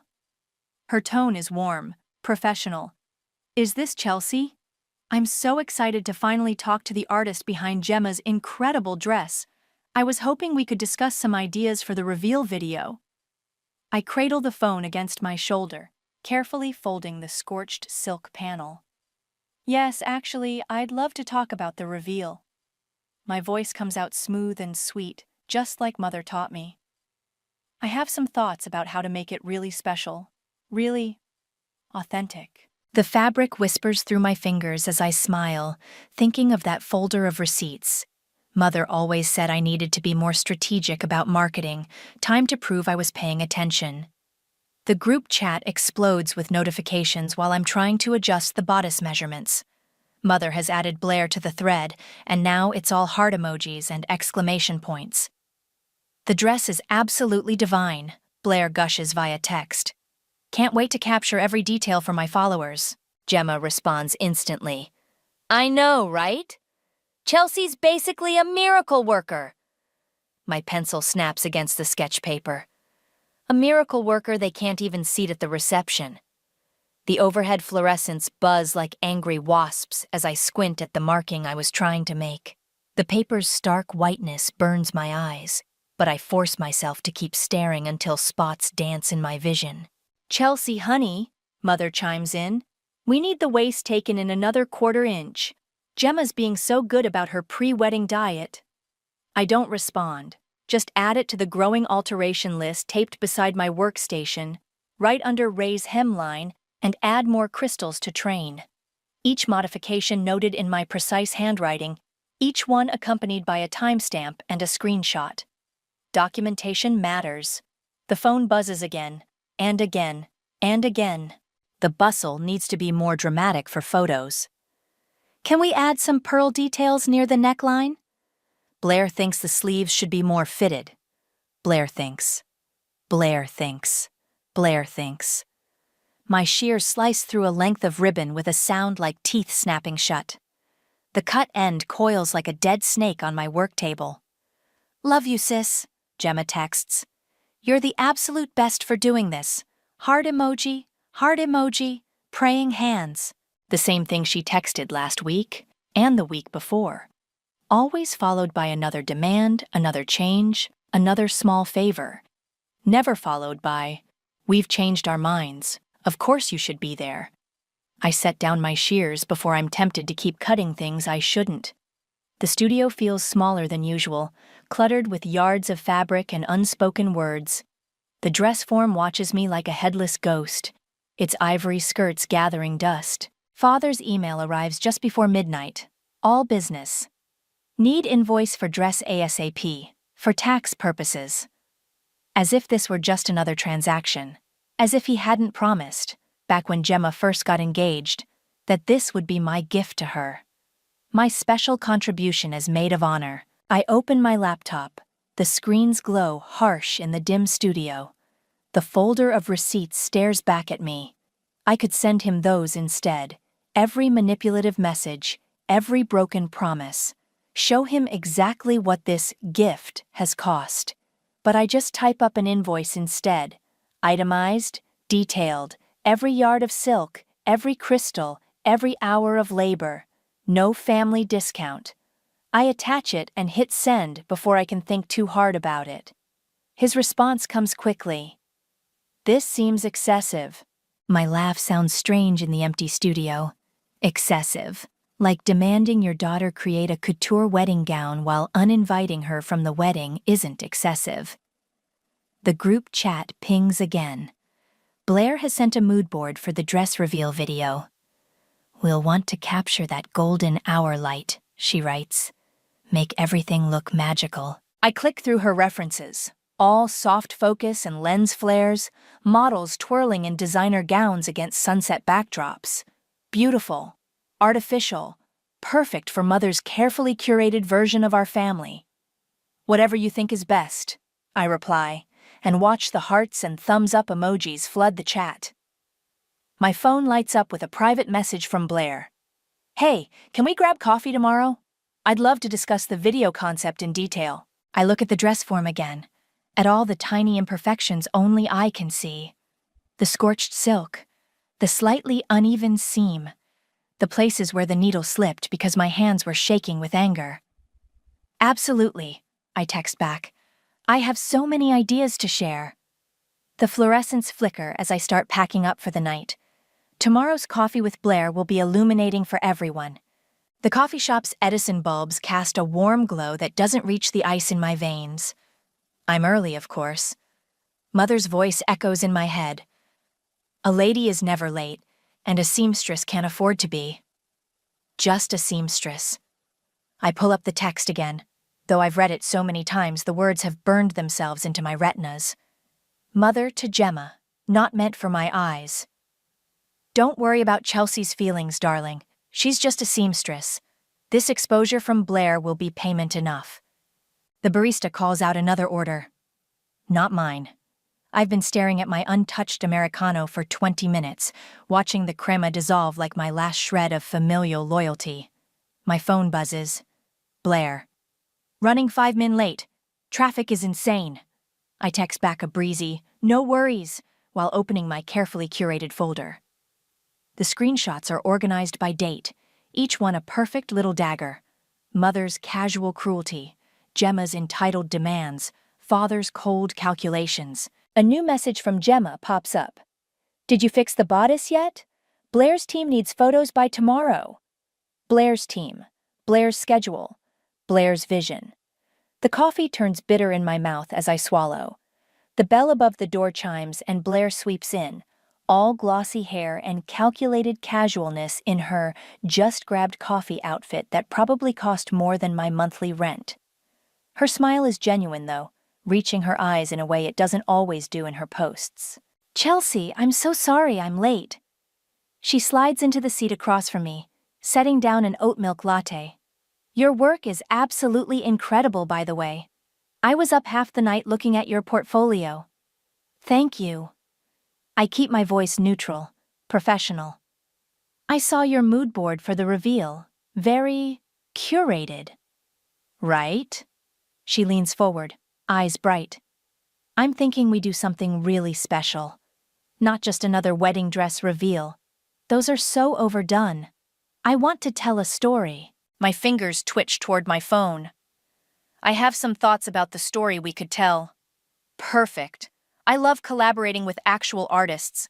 So many people just want the exposure, you know? I do know. My thumb hovers over the screenshot folder.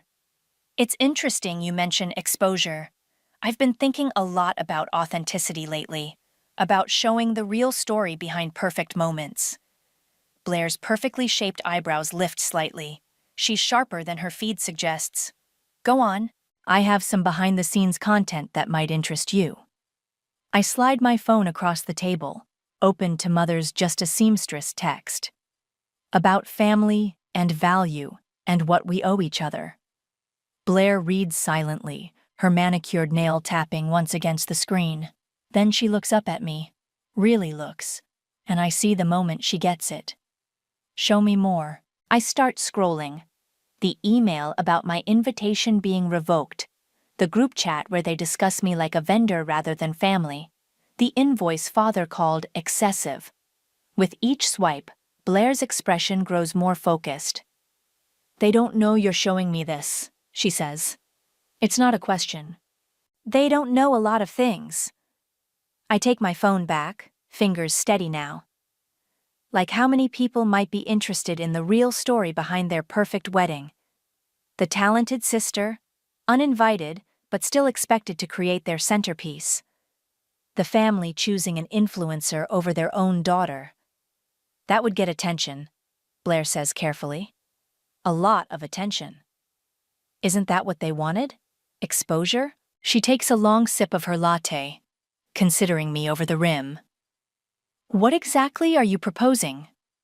I pull up the dress sketches on my tablet. I'm proposing we give them exactly what they asked for.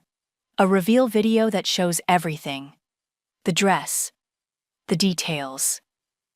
I pause, let the moment stretch. The truth. Blair's smile shifts from Instagram perfect to something sharper, more genuine. You know what? I think we could create something really authentic together. I raise my cold coffee in a mock toast. To telling stories that matter. The afternoon light catches on my screen as I start showing Blair exactly how we'll unravel my family's carefully constructed facade, one perfectly documented stitch at a time. The studio door creaks open right at 7, letting in a gust of evening air and Blair's expensive perfume, something trying too hard to smell both sweet and electric, like cotton candy in a thunderstorm. This is... She pauses, taking in my workspace with the careful eye of someone who makes their living noticing details. Cozy. It gets the job done. I gesture to the dress form where Gemma's gown gleams under the fluorescence. Speaking of which... Blair circles the dress slowly, phone already in hand. The workmanship is extraordinary. Her fingers hover over the beading without touching. Your sister's an idiot. The bluntness startles a laugh out of me. Careful, aren't you supposed to be her new best friend? I'm supposed to be a lot of things. She turns, fixing me with a look sharper than my fabric shears. That's how this game works. But we both know what's really going on here. I move to my workstation, pulling up the folder of screenshots on my laptop. Do we? They're using me for clout. She shrugs, elegant even in her cynicism. And you're trying to use me for revenge. Is that a problem? That depends. She sets her phone down, all pretense of a fitting forgotten. On whether you understand what you're really asking for. The air conditioning hums, stirring loose threads on my cutting table. I'm asking for the truth to come out. No. Blair perches on my only spare stool, somehow making it look like a throne. You're asking me to risk my brand, my reputation, my relationships with other clients. Once I tell this story, there's no untelling it. I pull up the email where Mother promises me I'll be maid of honor, timestamp clear as day. So, tell me your price. It's not about money. She leans forward, vanilla ozone scent intensifying. It's about making sure this story is worth the risk. Show me everything. For the next hour, I do. Every screenshot, every email, every voicemail transcription. Blair absorbs it all with the focus of a surgeon studying X-rays, occasionally asking for clarification or context. The dress alterations alone would cost thousands, she murmurs, scrolling through my meticulous records. And they're not paying you anything? It's my gift, I say, the words ashen in my mouth. According to my father. And uninviting you was their gift back? Her lip curls slightly. Charming family. They think the exposure will be payment enough. I try to keep the bitterness from my voice. Fail. Blair sets down her phone, considering me. You know, most of my content is aspirational. Perfect moments, perfect products, perfect lives. People follow me to escape reality, not confront it. And this? She gestures at my documentation. This is real, raw, the kind of story that could either destroy my carefully curated image or transform it into something more powerful. I feel the shift in the air, like the moment before scissors bite into silk. Which will it be? She stands, moving back to the dress. Her fingers trace the scorched seam I never fixed, so subtle only a trained eye would notice. You did this on purpose. It's not a question, but I answer anyway. Yes. There are other marks too, aren't there? Little flaws they'll never notice until it's too late. Nothing that shows in photos. A smile curves her lips, genuine this time.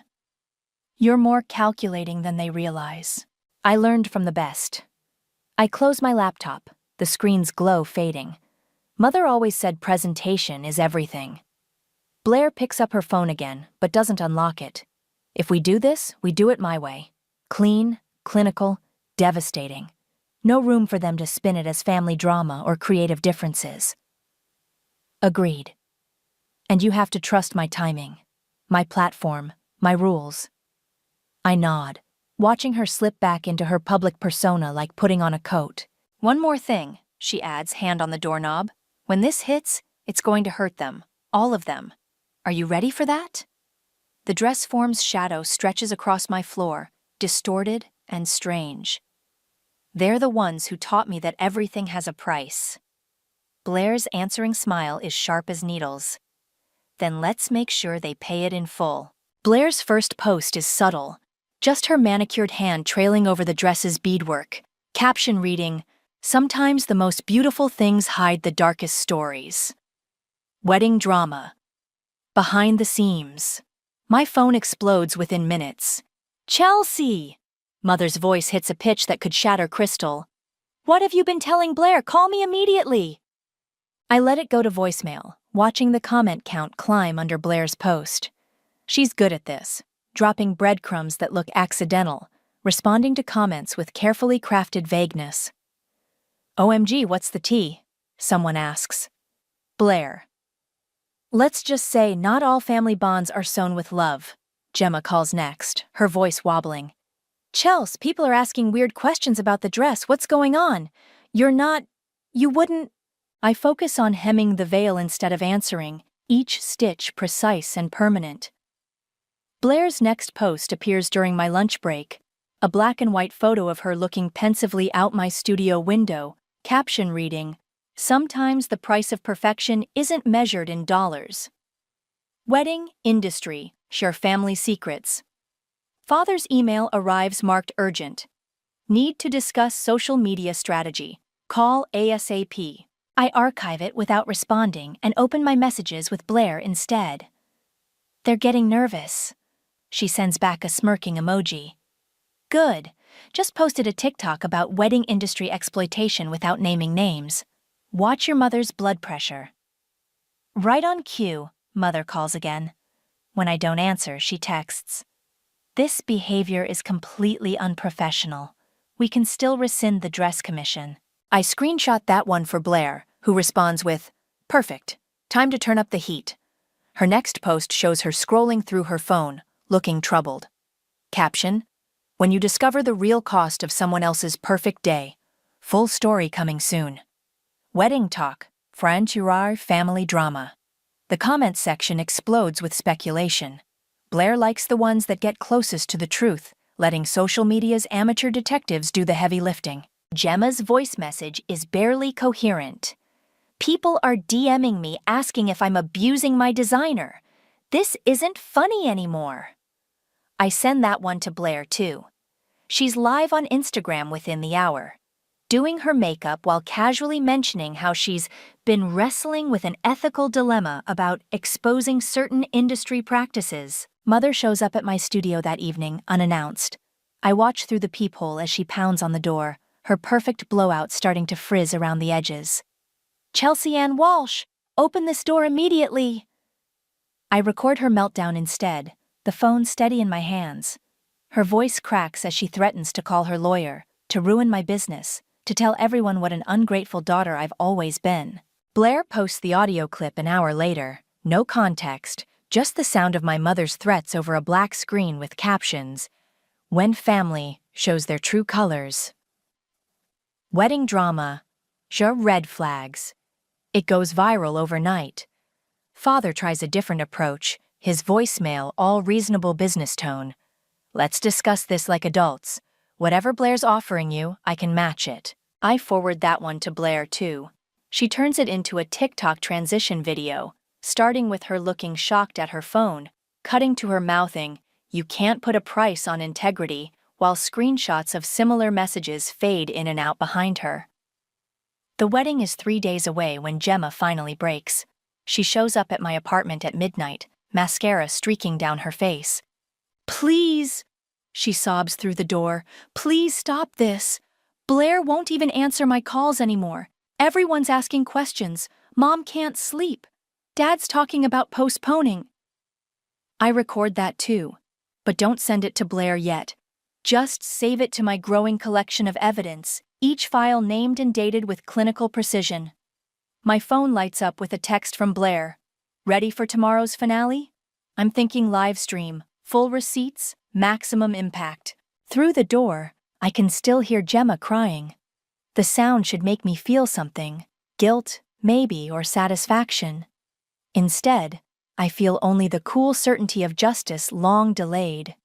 "Ready," I text back. "Let's give them the exposure they wanted." I'm hand-stitching the final crystal onto Gemma's veil when my phone starts vibrating so violently it nearly dances off the table. 15 notifications in 3 minutes, then 30, then 50. The first screenshot comes from Blair. "Check your email now." Mother's message sits in my inbox like a live grenade, timestamp 8:47 p.m. Recipients, all wedding guest list, Blair, me. Pre-wedding dinner, final details. Of course that influencer girl needs the seat next to Gemma. We're not paying her in actual money, for heaven's sake. The exposure is her compensation, just like it's Chelsea's. Speaking of which, make sure nobody mentions Chelsea's absence to Blair. We'll stick to the story about venue capacity, though honestly, it's a relief not having to explain away Chelsea's awkward presence in the photos. Blair's team will give us much better content, and Chelsea's still naive enough to finish the dress for free because of family obligation. Sometimes things just work out perfectly. My hands don't shake as I screenshot it. They haven't shaken once since this started. Blair calls while I'm still reading. "It's everywhere," she says without preamble. "Your mother just accidentally dropped a nuclear bomb on her own rehearsal dinner." I can hear chaos in the background, raised voices, shattering glass, someone crying. "You're there?" Front row seat to the implosion, your father's threatening lawsuits, Gemma's locked herself in the bathroom, and about 6 different guests are live tweeting the whole thing. My laptop pings with another email, this one from Duncan, the family lawyer. "Cease and desist all social media activity immediately. Meeting tomorrow, 9 a.m.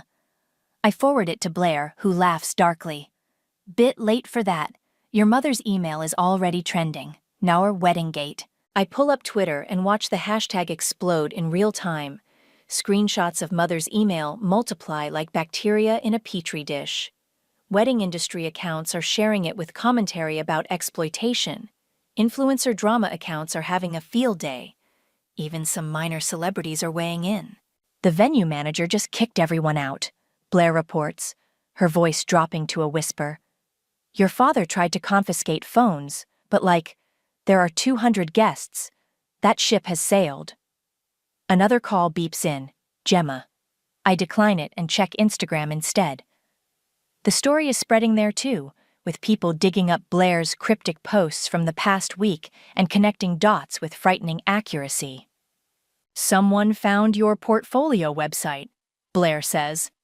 "They're calculating the value of the dress based on your other pieces.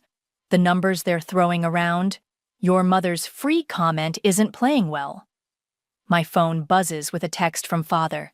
"Fix this. Now." Then mother. How dare you orchestrate this public humiliation? Then Gemma. My wedding is ruined. Blair's still on the line, her breath quick with excitement. Your mother just tried to grab my phone. Said something about social media clauses and confidentiality agreements. I got it all on video. Post it, I say, surprising myself with how calm I sound. You sure? This is already nuclear. That video would be the fallout. Through the phone, I hear Mother's voice rising hysterically. That ungrateful little seamstress planned this whole thing. Post it, I repeat, firmer this time. Post everything. I can hear Blair's smile. Already uploading. By the way, 3 bridal magazines just slid into my DMs asking for exclusive interviews. Apparently, wedding industry exploitation is very hot right now. My laptop pings again. Another email from Duncan, this one marked urgent. Potential legal exposure reaching critical levels. Strongly advise all parties cease communication immediately. I forward that one to Blair too, who cackles. Too late by about 3 million views. Oh wait, your mother's trying to make a statement. Hold on, let me get this. I mute my phone and turn to the dress form where Gemma's gown hangs, pristine and poisonous. Each crystal catches the light like a tiny knife. Each stitch holds a story they never thought I'd tell. My phone screen lights up with another call from Father. Through the window, I can see news vans pulling up outside my studio. Twitter's still exploding, Instagram's on fire, TikTok is having a feast. I reach for my fabric shears, their weight familiar and cold in my hand. Time to start unpicking some stitches. Blair's exposé drops at exactly midnight, the notification lighting up my dark studio like a flare. The video opens with her signature intro music, but cuts abruptly to silence as she stares directly into the camera. Today, I'm not selling you a fantasy, she begins. I'm showing you the reality behind one family's perfect wedding facade. My name trends within minutes. The dress sketches I'd shared with Blair fill screens worldwide, juxtaposed against Mother's toxic messages.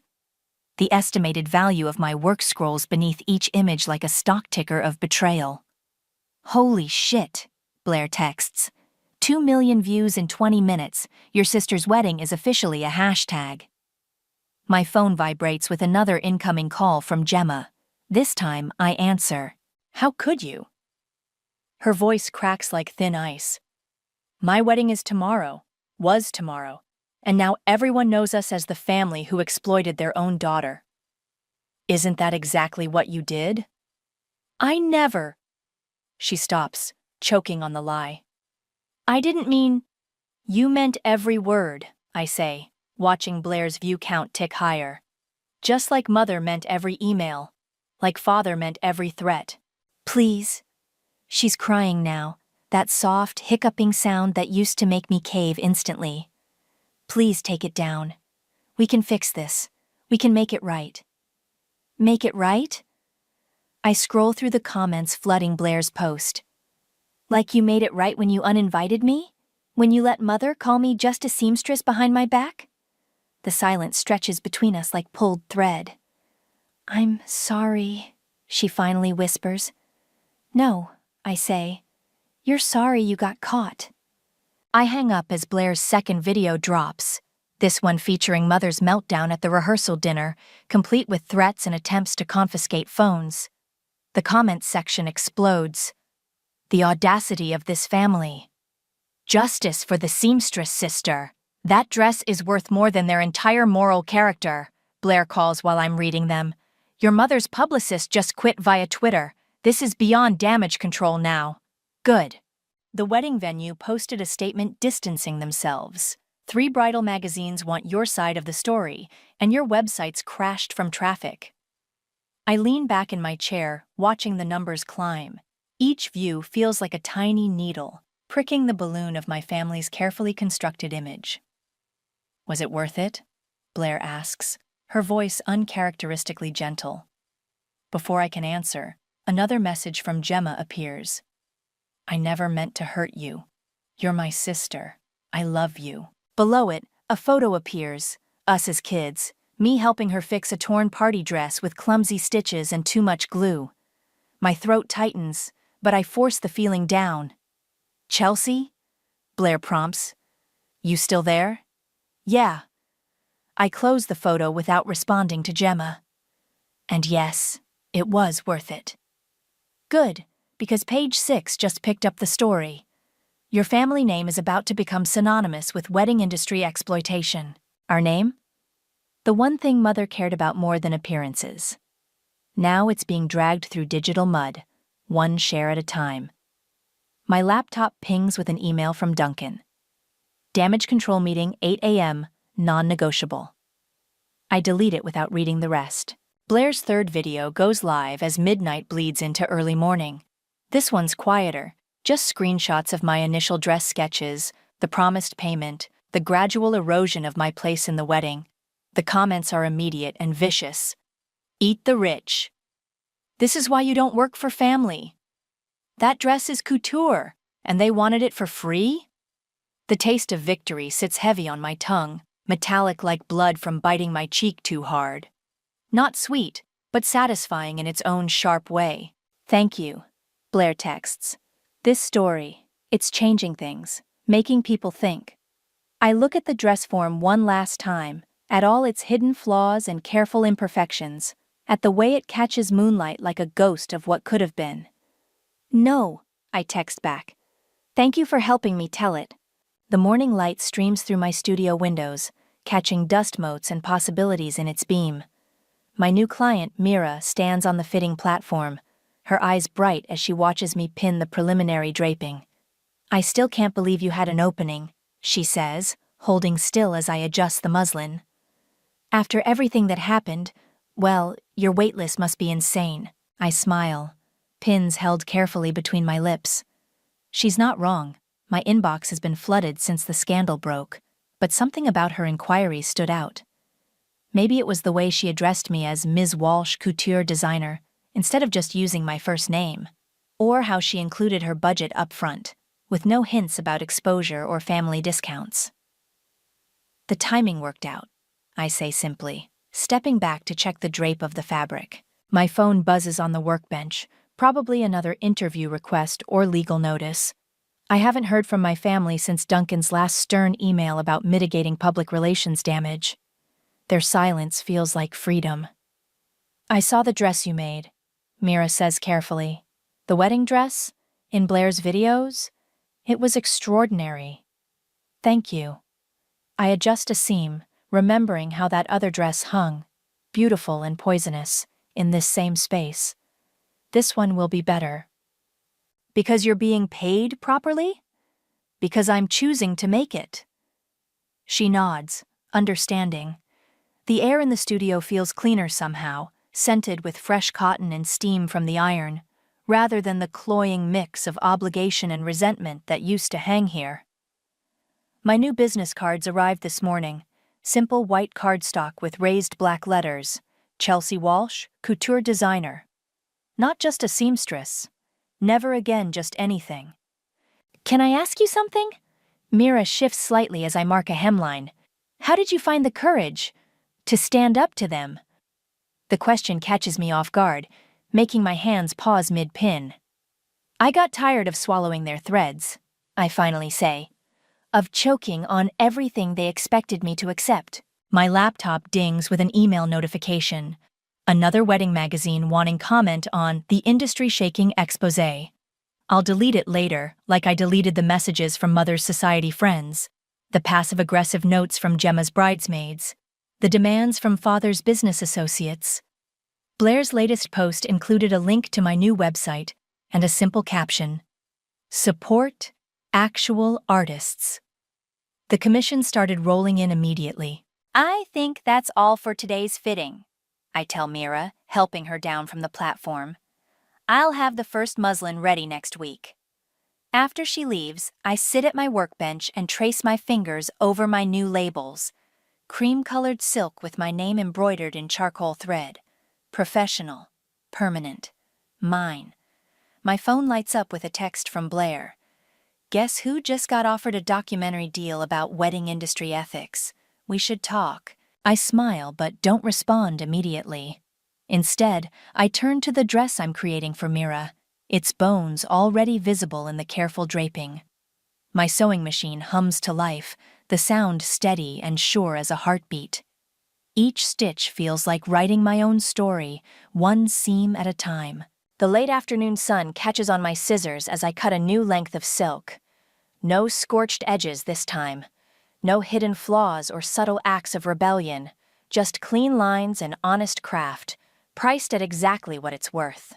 I pick up one of my labels and position it carefully in the lining. The needle rises and falls, securing my name in perfect stitches. Outside, I can hear the city moving, changing, continuing. Inside, the studio feels like a space reborn, no longer haunted by family obligations or swallowed words. My phone buzzes again. Gemma, for the first time in weeks. I miss you. I let it sit unanswered while I keep sewing, the machine's rhythm drowning out everything else. The weight in my chest isn't gone completely, might never be, but it's lighter now. Bearable, almost like freedom. I finish attaching the label and hold the fabric up to the light, examining my work. The stitches are straight and true, each one a tiny declaration. This is who I am. This is what I'm worth. Chelsea Walsh, couture designer. Nothing more needed, nothing less accepted. I never thought I'd be sitting here documenting how my in-laws systematically destroyed my life, but here we are. The moment everything changed is seared into my memory. That sunny Tuesday afternoon, when I found the manila envelope hidden in Gabriel's desk drawer. My name is Remy, and 6 months ago, I had everything.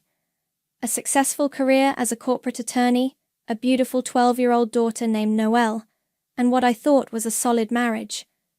Now I'm living alone in a one-bedroom apartment, fighting for the right to see my own child, all thanks to the calculated manipulation of 2 people who never accepted me as part of their precious family. Darling, you really should let Mother handle Noelle's college fund, Lauren would say during our Sunday dinners, her perfectly manicured nails tapping against her wine glass. After all, you're so busy with work, and these things require attention to detail. I'd smile and deflect like always. Thanks, Lauren, but Gabriel and I have it covered. The undermining was constant, death by 1,000 cuts. When Noelle got straight A's, it was, despite her mother's long hours at the office. When I made partner, Reuben cornered Gabriel in his study. I overheard him through the door. Son, are you sure this is the kind of woman you want raising your daughter? Someone who puts career before family? But finding that envelope changed everything. Inside were printed emails between Lauren and Gabriel spanning years, methodically documenting every time I worked late, every school event I missed due to court appearances, every moment I wasn't the perfect mother she thought I should be. You need to read this, I confronted Gabriel that evening, spreading the emails across our kitchen counter. Your mother's been building a case against me for years. He wouldn't meet my eyes. She's just concerned about Noelle. Concerned? She's poisoning you against me. My hands were shaking. Look at these. She's twisted everything. That time I missed Noelle's recital. I was in emergency surgery after my car accident, and she makes it sound like I was at some work party. Maybe if you were home more. He trailed off, and my stomach dropped. They'd already gotten to him. 3 weeks later, I was served with custody papers. The allegations were shocking. Emotional neglect, unstable behavior, prioritizing work over my child's well-being. Somehow, they'd even gotten statements from other school parents, all Lauren's country club friends, backing up their claims. This is insane, I told my friend Freya over coffee. They're painting me as some kind of monster. They've been planning this, she said, reading through the paperwork. Look at these dates. They've been building this case for at least 2 years. The hearing was a nightmare. Lauren sat there in her expensive suit, dabbing at her eyes as she testified about her concerns for her granddaughter. Reuben presented financial records showing how many hours I worked, carefully edited to exclude context. And Gabriel. Gabriel just sat there, silent and complicit. When the judge granted them temporary custody, I couldn't breathe. Noelle cried as they led her away, reaching for me. "Mom, please, I want to stay with you." "It's for the best, sweetheart," Lauren soothed, shooting me a triumphant look as she guided my daughter, my baby, out of the courtroom. That night, alone in my house, I found more documents Gabriel had hidden. Letters from Lauren, dating back to our engagement, warning him about me, plotting ways to protect him and any future children from my influence. They'd been working to destroy me from the very beginning. I sat there until sunrise, reading every word, feeling something hard and cold crystallize in my chest. They thought they'd won, thought they'd broken me, but they'd made one crucial mistake. They'd left me with nothing left to lose. That's when I decided they wanted to play the long game. Fine. I'd show them exactly what a woman with nothing left to lose could do. This isn't just about revenge anymore. It's about justice. About making sure they never do this to anyone else again. And I'm just getting started. The rumors spread like wildfire. One day, I was a respected attorney. The next, I was getting sideways glances in the courthouse hallways. Former colleagues crossed the street to avoid me. My own clients started requesting different counsel. "Did you hear what happened with Remy?" I overheard in the courthouse bathroom. Apparently, she had some kind of breakdown. That's why she lost custody. I gripped the sink, knuckles white, waiting for them to leave. Lauren's handiwork was everywhere. She'd spent years cultivating these connections, and now they were all turning against me.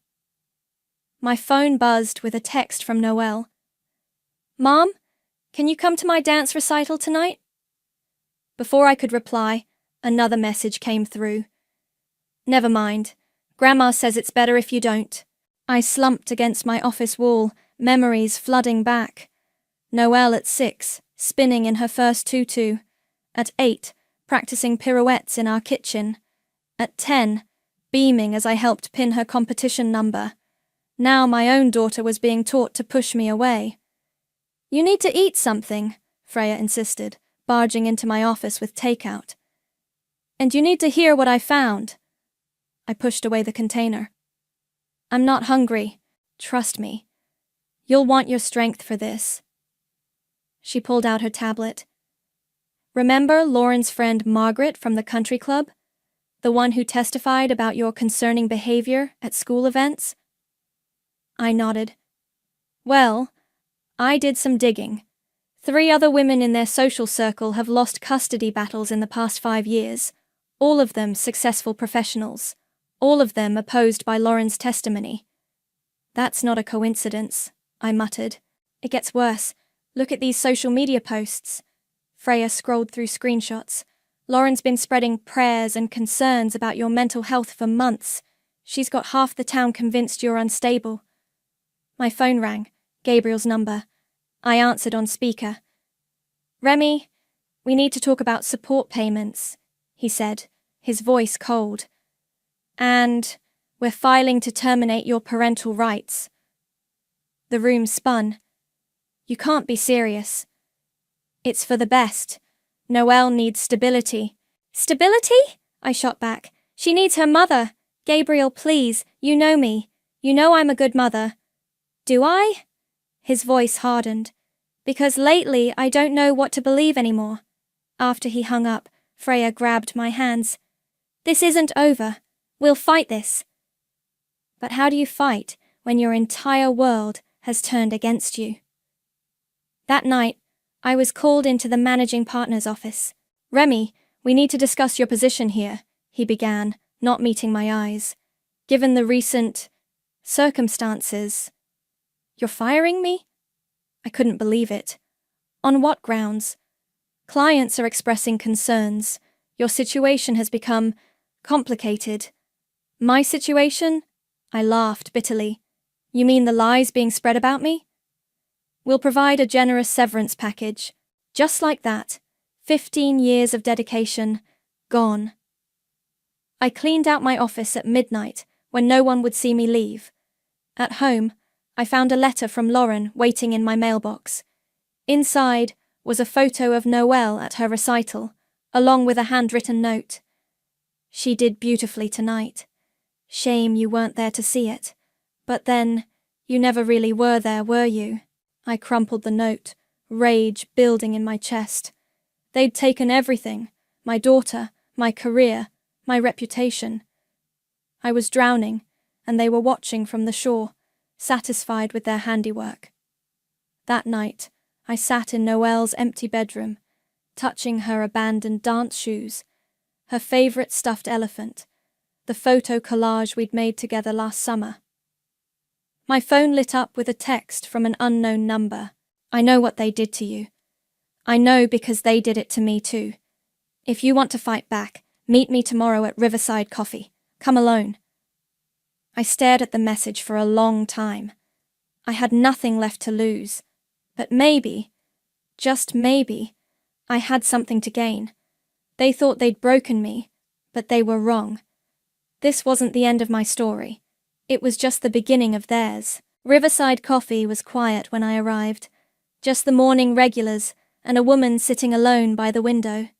She looked up as I approached, her expression knowing. "You must be Remy. I'm London." I slid into the seat across from her.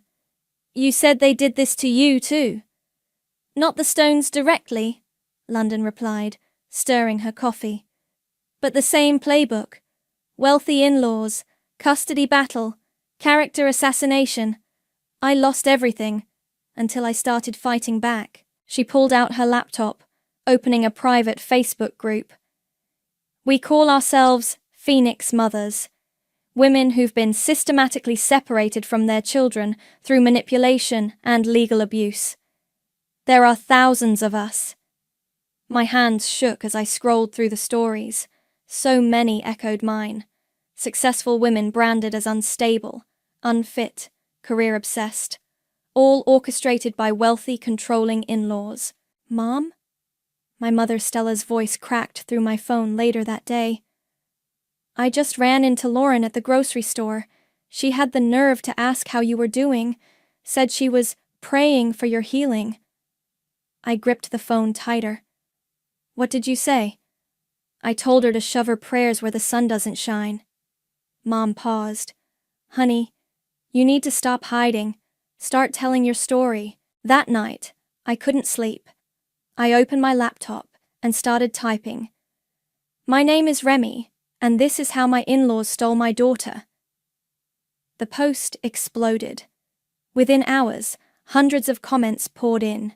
Women sharing similar stories.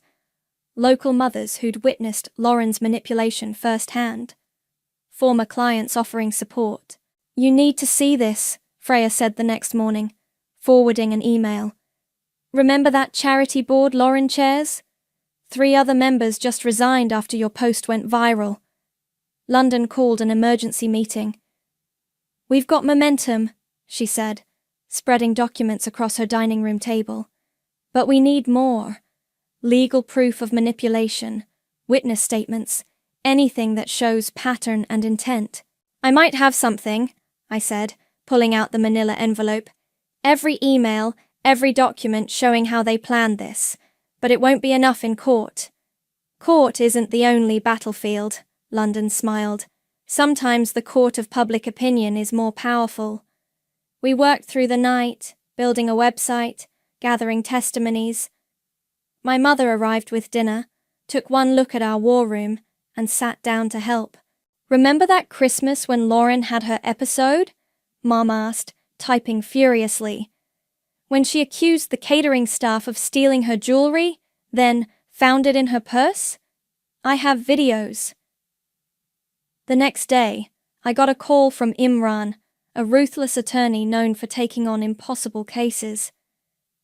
"Your story crossed my desk," he said. "I've been watching the Stones for years. They've done this before, but no one's had the courage to fight back publicly." "I can't afford pro bono," he cut in. "Sometimes justice is payment enough. Besides, I hate bullies." That afternoon, I received my first threat, a cease and desist letter from the Stones' attorney. I forwarded it to Imran, who laughed. "They're scared. Keep pushing." The Phoenix Mothers group grew daily. Women offered legal advice, emotional support, their own stories of survival. For the first time since losing Noelle, I felt hope. Then came the message that changed everything. An anonymous email. "I worked for the Stones Family Foundation 10 years ago. Lauren destroyed another mother just like you. But she made one mistake. She kept records.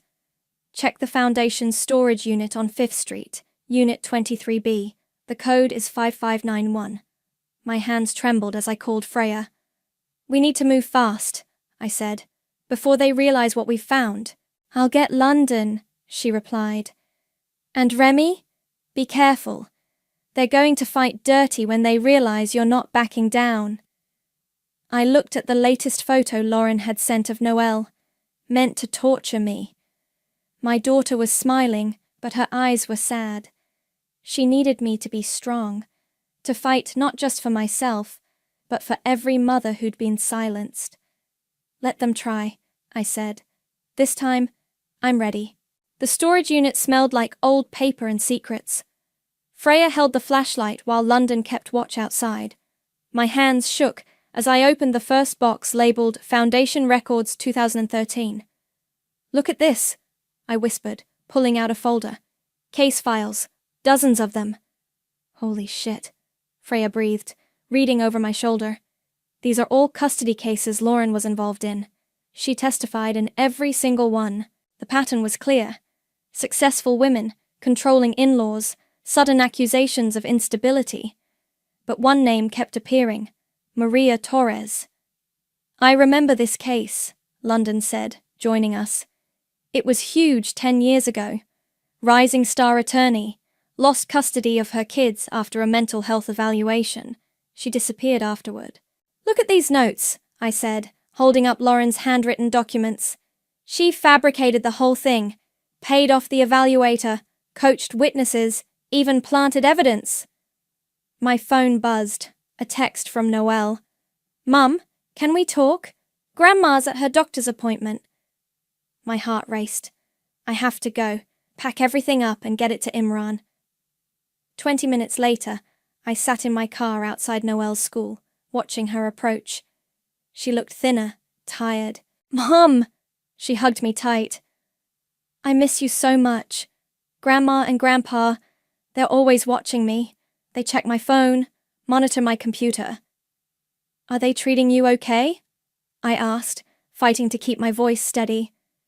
"They're different when Dad's not around. Grandma cries a lot, says you abandoned us, but I know that's not true."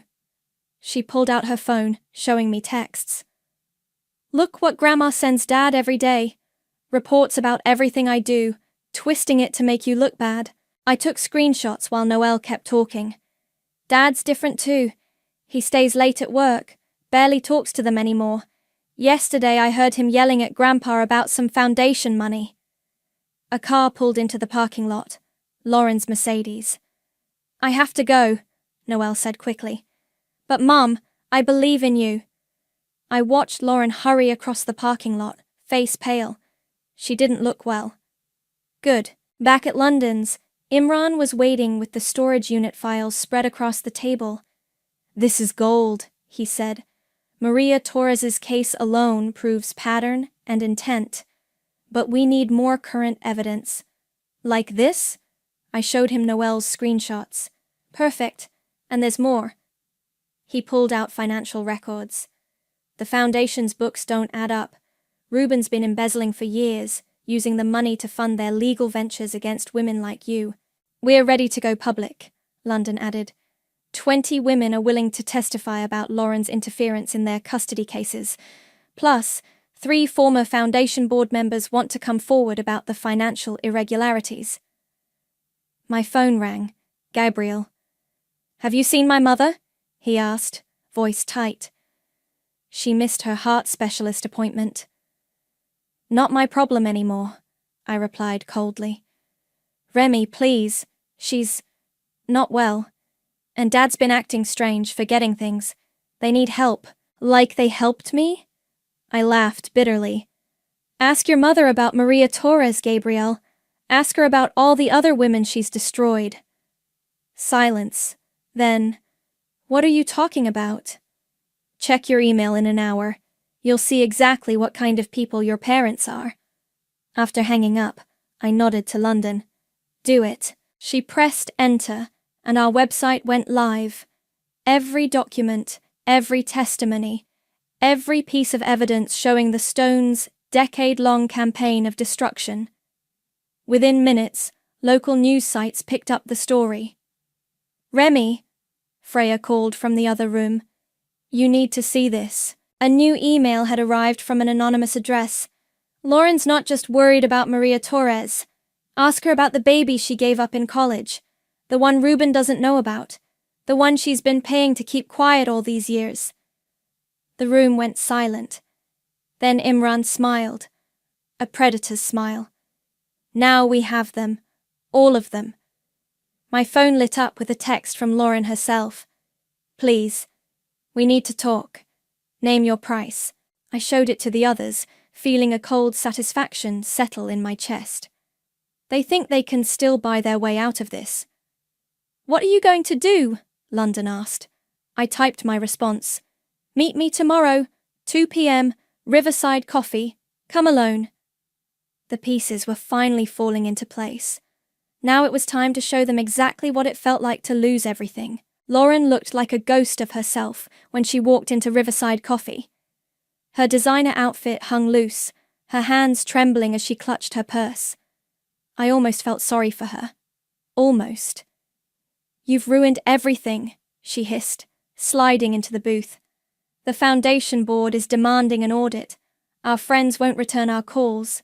Even our church group. Karma's interesting, isn't it? I sipped my coffee. How does it feel to be the one isolated and judged? What do you want? Money? We can pay. I want my daughter back. She flinched.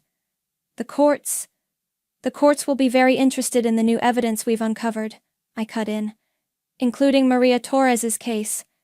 And speaking of hidden secrets, how's your first child doing? The one you gave up? The color drained from her face.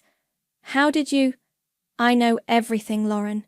Every lie, every manipulation, every skeleton in your designer closet. The question is, does Ruben... Before she could respond, the bell above the door chimed. Gabriel walked in, followed by Imran and the court-appointed supervisor. My heart stopped. Noelle was with them. Mom! She ran to me, ignoring Lauren's attempt to intercept her. What's going on? Lauren demanded, looking between Gabriel and Imran. Emergency custody hearing, Imran explained smoothly. Given the new evidence and Mr. Stone's petition for modification. Gabriel! Lauren's voice cracked. What have you done? What I should have done months ago, Gabriel replied, not meeting his mother's eyes. I've read everything, Mom. The emails, the foundation records, Maria Torres's case. How could you do this? To Remy? To all those other women? We were protecting you, protecting Noelle. No, I said quietly. You were protecting your image, your control. And now you've lost both. The supervisor cleared her throat. Mrs. Stone, in light of recent developments, the court has granted temporary custody to Remy, pending full review. Lauren swayed in her seat. You can't. Ruben will never... Ruben's being questioned by the FBI about the Foundation's finances as we speak, Imran added. I'd worry more about yourself right now. Noelle squeezed my hand. Can we go home now, Mom? Home. The word hit me like a wave. Yes, baby. We can go home. As we stood to leave, Lauren grabbed my arm. Please, she whispered. Don't tell Ruben about the baby. It would kill him. I gently removed her hand. You should have thought about consequences before you tried to destroy me. The next few days were a blur of court appearances, witness statements, and media coverage. Former victims of Lauren's manipulation came forward in droves. The foundation's financial scandal made national news. Gabriel filed for divorce from his own parents, legally distancing himself from their actions. "The judge wants to see you," Imran announced one morning, privately. In chambers, the judge looked grave. "I owe you an apology, Remy. I made decisions based on manipulated evidence and testimony. That ends today." She signed the custody order with a flourish.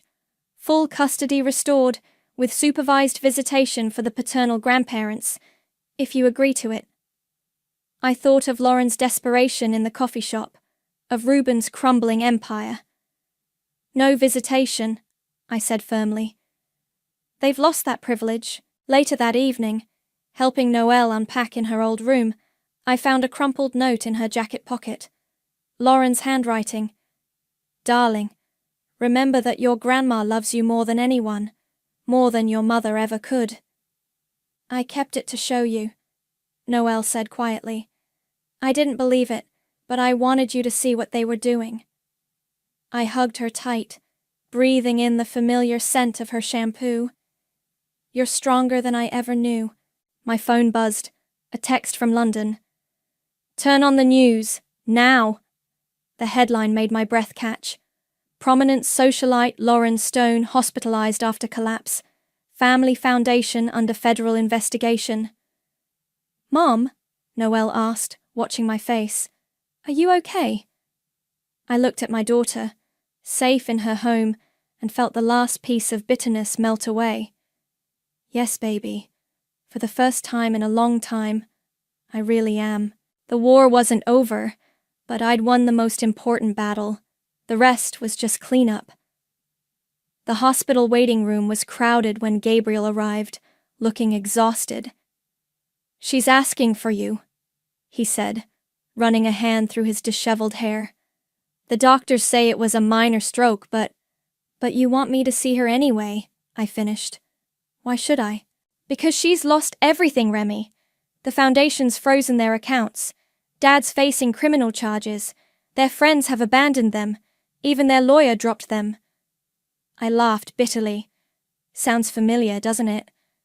Before he could respond, my phone buzzed. "Freya! Turn on Channel 7 now." The waiting room TV was already playing the news. There was Reuben, being led out of his office in handcuffs. The ticker beneath read, "Foundation chairman arrested, millions missing from charity accounts." "Jesus," Gabriel muttered. "How long has he been stealing?" "At least 10 years, I replied. "Long enough to fund their little crusade against women like me, like Maria Torres." A nurse approached us.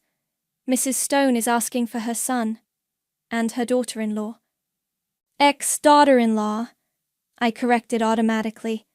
Lauren looked small in the hospital bed, her makeup-free face showing every year of her age. Her eyes locked onto mine the moment I entered. "Come to gloat," she whispered. "No, I came to show you something." I pulled out my phone, showing her the email I'd received that morning. "Your first child, the one you gave up. She's willing to talk, to everyone." Lauren's heart monitor spiked. "You wouldn't destroy my life, take my daughter, ruin my career?" "I did it for family," she pleaded, "to protect what's mine." "No," I cut in. "You did it for control, and now you've lost it all." Gabriel stepped forward. "Mom, the FBI found offshore accounts. Dad's been moving charity money for years. Did you know?" She looked away. "Everything we did was for you, for Noelle." "Stop lying," I snapped. "You did it for yourselves. And now?" I pulled out a stack of papers. "These are restraining orders. For you and Reuben. You'll never come near me or Noelle again." "You can't." "I already have. I've also made sure every cent you have is tied up in legal holds. Your house, your cars, your precious social standing. It's all gone." "We're your family," she whispered. "No. You're just people who tried to destroy me. And failed." Later that night, Freya and London came over with wine and takeout. Noelle was upstairs, video chatting with her dad. "The media's having a field day," London said, scrolling through her phone. "3 more women have come forward about Lauren's interference in their custody battles." "And the foundation board?" I asked. "Cooperating fully with investigators," Freya replied. "They're terrified of being implicated. One of them told me Ruben's been showing signs of dementia, forgetting meetings, making odd decisions. That's why they were so desperate," I realized. They knew it was all falling apart. My phone lit up with a text from an unknown number. "This is Maria Torres. Thank you for exposing them. Can we meet?" "The final nail," London smiled. "With her testimony." "It's not about testimony anymore," I said quietly. "It's about making sure they can never hurt anyone else." Noelle came downstairs, pajama-clad and yawning. "Dad says Grandpa's being held without bail, and Grandma's doctor won't release her from the hospital." I hugged her close. "How do you feel about all this?" She thought for a moment. "Sad, but not for them. Sad that they couldn't just love us without trying to control everything." Freya raised her glass. "To karma, to justice," London added. I looked around at these women who'd stood by me, at my daughter safe in my arms, and felt a deep sense of peace. To freedom. My phone buzzed one last time, a message from Gabriel. "They're asking for help with legal fees. I told them to ask their country club friends instead." I didn't reply. Instead, I deleted the message and turned back to my real family. The Stones had built their empire on destroying others. Now they could watch it crumble from the ruins of their own making. Sometimes the best revenge isn't what you do to your enemies. It's living well enough to watch them destroy themselves. The cafe where I agreed to meet them was deliberately public. Freya and London sat at nearby tables, pretending to work on laptops. Imran waited in his car outside. I wasn't taking any chances. Lauren and Ruben arrived exactly at noon, shadows of their former selves. Her designer clothes had been replaced by department store basics. His once imperious stance was stooped, uncertain. "Thank you for meeting us," Lauren began, her voice trembling. We need your help." I stirred my coffee slowly. "Interesting. I remember begging for your help once. How did you respond?" Ruben cleared his throat. "The prosecutors are pushing for jail time. Our assets are frozen. The country club has revoked our membership. Even our church. Your entire world has crumbled," I finished, "just like you crumbled mine." "We can change," Lauren pleaded. "We've learned our lesson. If you'd just speak to the prosecutors, tell them we're remorseful." I pulled out a folder. "Like you spoke to the judges about Maria Torres, or these other women." I spread out photographs. Sarah Phillips, whose children haven't spoken to her in 5 years. Rebecca Martinez, who attempted suicide after you destroyed her life. Should I continue? "That was different," Lauren protested weakly. "You're right. It was worse. Because you did it systematically, repeatedly, destroying lives for sport."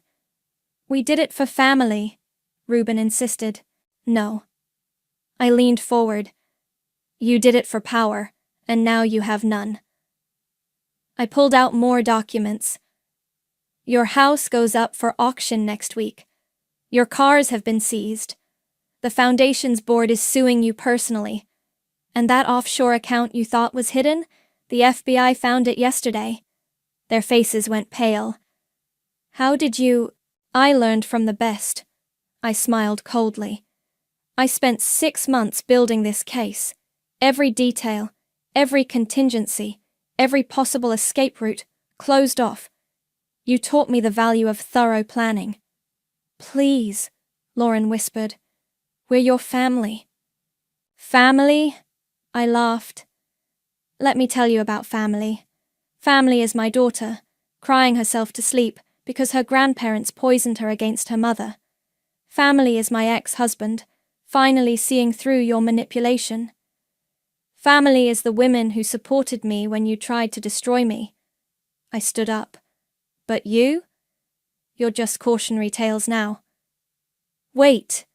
Lauren grabbed my arm. What about my first child? Please don't. Your secret's already out. I cut her off. She's giving an interview tomorrow. Apparently, she has quite a story to tell about the mother who paid her to stay hidden while destroying other women's families. Reuben turned to Lauren, shock on his face. What child? What is she talking about? Oh, I said with mock surprise. You didn't know? 40 years of marriage, and she never told you about the baby she gave up? The one she's been paying off with foundation money? Lauren crumpled, tears streaming down her face. Reuben just stared, decades of lies unraveling before his eyes. The prosecutors offered me a deal, I continued. Testify against you, and they'll ensure maximum sentences.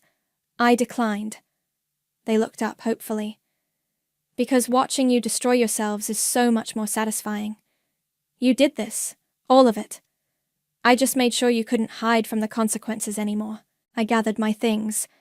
Noelle has a recital next week. She's dancing the lead. Not that you'll be there to see it. The restraining orders are quite specific about distance. You've become just like us, Lauren spat, one final attempt at manipulation. No, I replied calmly.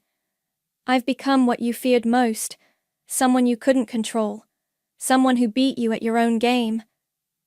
As I walked away, I heard Reuben's confused voice. Lauren, what child? What have you done? Outside, Imran met me with a satisfied smile. The prosecutors called. Reuben's dementia diagnosis was confirmed. They're adding elder financial abuse to Lauren's charges. Perfect timing, I said, watching through the window as their world imploded. My phone buzzed, a text from Noelle. Mum, can you help me practice for the recital tonight? I smiled, a real smile this time. Of course, baby. I'll always be there. Behind me, I could hear Lauren's sobs and Reuben's angry accusations, but I didn't look back. Their story was ending, but mine was just beginning, and this time I was writing it myself. The spotlight caught Noelle perfectly as she executed her final pirouette. As the music faded, the audience erupted in applause. I clutched the bouquet of roses, tears streaming down my face, while Gabriel squeezed my hand. She's amazing, he whispered. I'm so sorry. I almost let them take this away from us. Backstage, Noelle ran into my arms, still flushed with triumph. Did you see? I didn't miss a single step.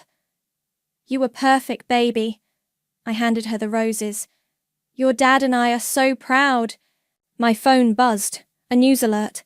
Lauren's sentencing had just been announced. 5 years for financial fraud and conspiracy. Reuben had been declared mentally unfit to stand trial, now residing in a secured memory care facility.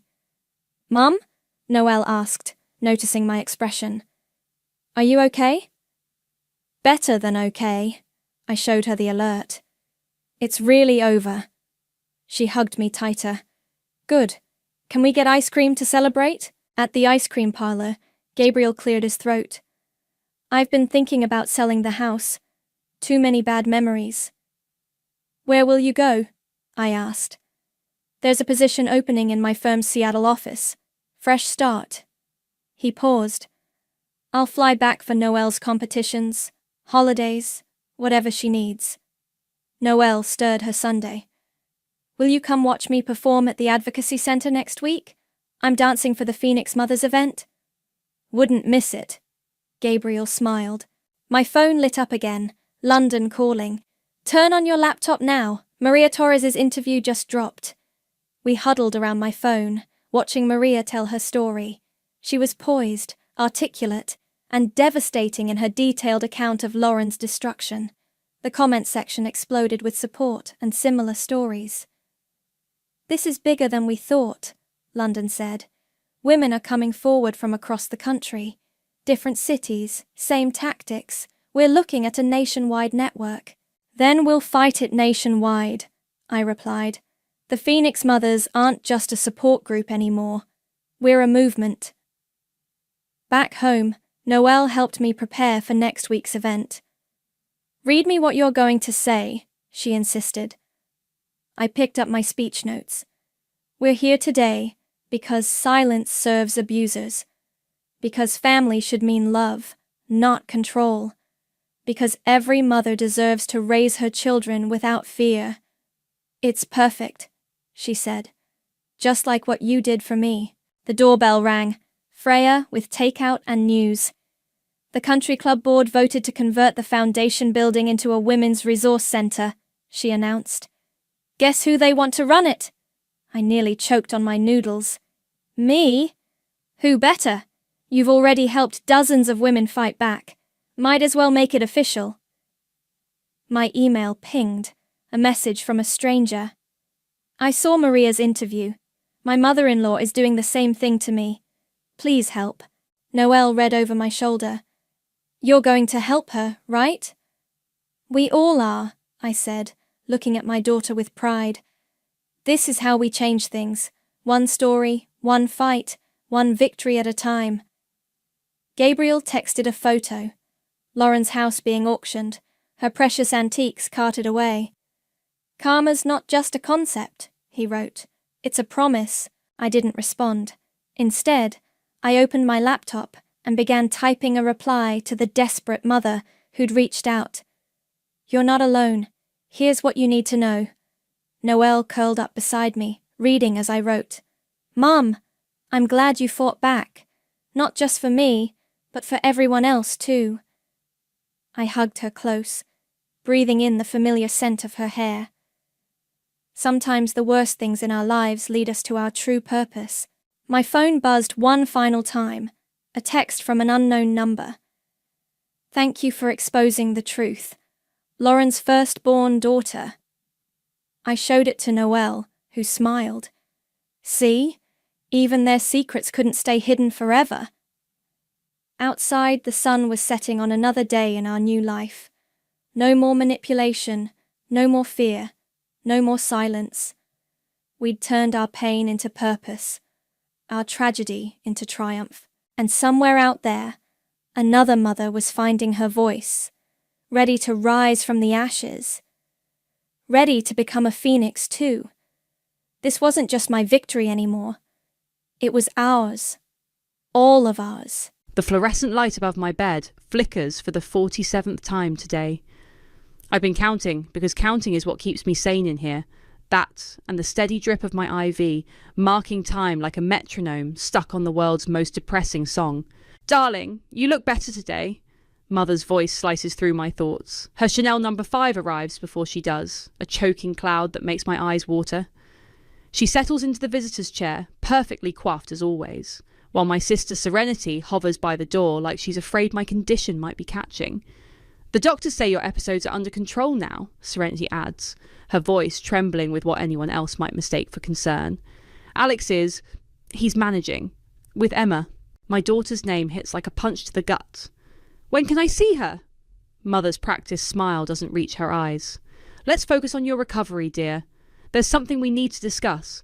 She reaches for my hand. I let her take it, even though her touch makes my skin crawl. "We've had to make some difficult decisions. Legal matters, you understand, to protect everyone involved." "What legal matters?" The heart monitor betrays my spike of anxiety with faster beeps. "Just temporary measures," Serenity chirps, finally approaching the bed. "The court's agreed it's best given your condition. The documentation of your incidents."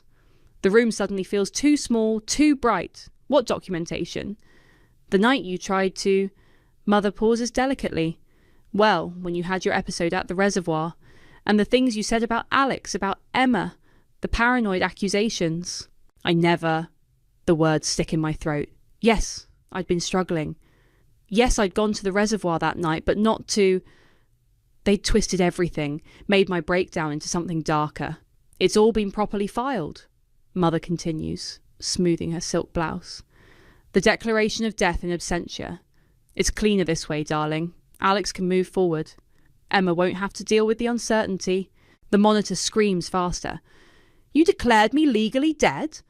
My voice sounds strange, distant. Your sister and I are handling everything. The lawsuit against Alex will ensure Emma's future is secure. Mother squeezes my hand.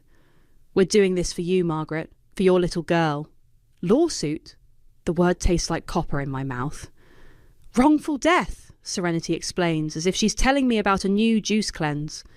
Given the circumstances leading up to your, well, you know. I pull my hand away from Mother's grasp. The movement sends the IV pole rattling, but I barely hear it over the roaring in my ears. They've erased me, written me out of my own life while I lay here, trusting them to help me heal. You should rest now. Mother stands smoothing non-existent wrinkles from her skirt. We'll handle everything. That's what family is for. They leave me with kisses that feel like brands on my cheek. Promises to return that sound like threats. The fluorescent light flickers again, 48. I watch it pulse, each flash illuminating the truth I've been too medicated to see. I'm not sick anymore, haven't been for weeks. But they keep coming with their concerned voices and practiced lies, keeping me docile with stories about my treatment plan, while they dismantle my life piece by piece. The night nurse appears with my evening meds. I let the pills dissolve under my tongue, then spit them into the toilet when she leaves. My head needs to be clear now, because while they've been plotting my death, they've forgotten one crucial detail. I'm very much alive. And I remember everything. The light flickers once more, 49. By 50, I'll have the beginnings of a plan. By the time that bulb finally burns out, they'll wish they'd chosen a different daughter to destroy. The key sticks in the lock of apartment 3B. I jiggle it 3 times before the door finally creaks open, revealing bare walls and the lingering smell of fresh paint. My state-issued discharge bag feels impossibly light against my hip. Some basic clothes, a prepaid phone, and prescription bottles I'll never open. The floor creaks under my feet as I explore my new transitional housing. 1 bedroom, a kitchenette with missing cabinet doors, and a bathroom where the tap won't stop dripping. But it's real. The rough texture of the walls beneath my fingers grounds me in a way the hospital's smooth surfaces never could. Emma's laughter echoes in my memory, the way she'd squeal when Alex would swing her up onto his shoulders. 3 months. They've kept me away from my daughter for 3 months while they dismantled everything I built. I pull out the prepaid phone and dial Alex's number. My hands shake as it rings. Hello? Serenity's voice answers, syrupy sweet and completely wrong. I almost hang up but force myself to speak. Why are you answering Alex's phone? Maggie! Oh, thank goodness you're okay. We were so worried when you checked yourself out without telling anyone. The concern in her voice is as fake as Mother's designer handbags. Where's Alex? He's busy right now. With Emma. You understand, right? The custody arrangement is very specific. What custody arrangement? My knuckles turn white around the phone. I never signed anything. Well, no, but given your legal status. She pauses, and I can practically see her practiced sympathetic head tilt. The courts had to make certain provisions. For Emma's safety. Let me talk to my husband. Ex-husband, technically. The death declaration dissolved the marriage automatically. She says it like she's explaining a simple math problem. But don't worry. The wrongful death suit is proceeding exactly as planned. Mother's lawyers are the best. I sink onto the bare mattress in the corner. You really think you'll get away with this? Get away with what? We're just following the law, Maggie, making sure justice is served. Her voice hardens slightly. Though I suppose now we'll have to amend the paperwork, since you've decided to resurface. I want to see my daughter. That's not possible right now. You're still listed as deceased in the system, and your mental health history, she sighs, just focus on getting better. We'll handle everything else. Like you handled everything while I was hospitalised? Exactly. You see, you do understand. The false brightness is back. Oh, I have to go. Emma needs help with her homework. Take care of yourself, okay? The line goes dead. I stare at the phone until the screen dims, then hurl it against the wall. It bounces off, unbroken, mocking me with its durability. Standing, I move to the window. The city sprawls below, lights beginning to twinkle in the dusk. Somewhere out there, my daughter is doing homework.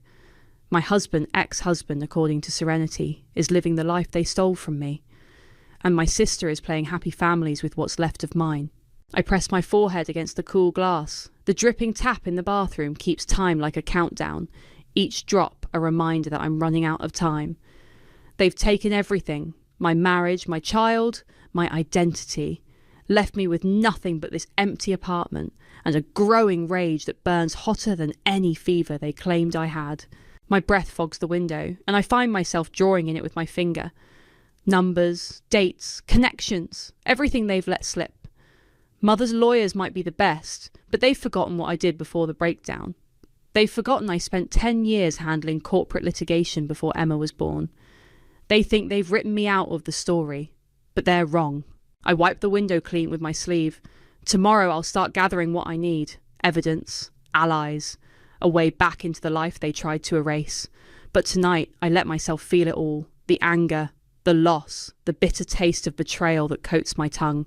Tonight, I plan. The courier reeks of cigarettes when he hands me the box, making me wrinkle my nose. Sign here, he grunts, holding out a battered tablet. My new name, just Margaret, no last name, looks strange on the screen, like someone else's signature. The box is heavier than it looks. I set it on my fold-out table, the cardboard scraping against the cheap laminate. Fresh ink smell wafts up as I slice through the packing tape with my house key. Inside, manila folders nest like poisonous creatures, each labelled in my mother's precise handwriting. The first document makes my hands shake. Death in absentia, dated 3 weeks after my hospitalisation. Mother's signature flows across the bottom in elegant cursive, followed by Serenity's more hesitant scrawl. They didn't even wait a month before declaring me dead. Due to the subject's documented mental instability and apparent suicidal ideation, I read aloud, the words burning my throat.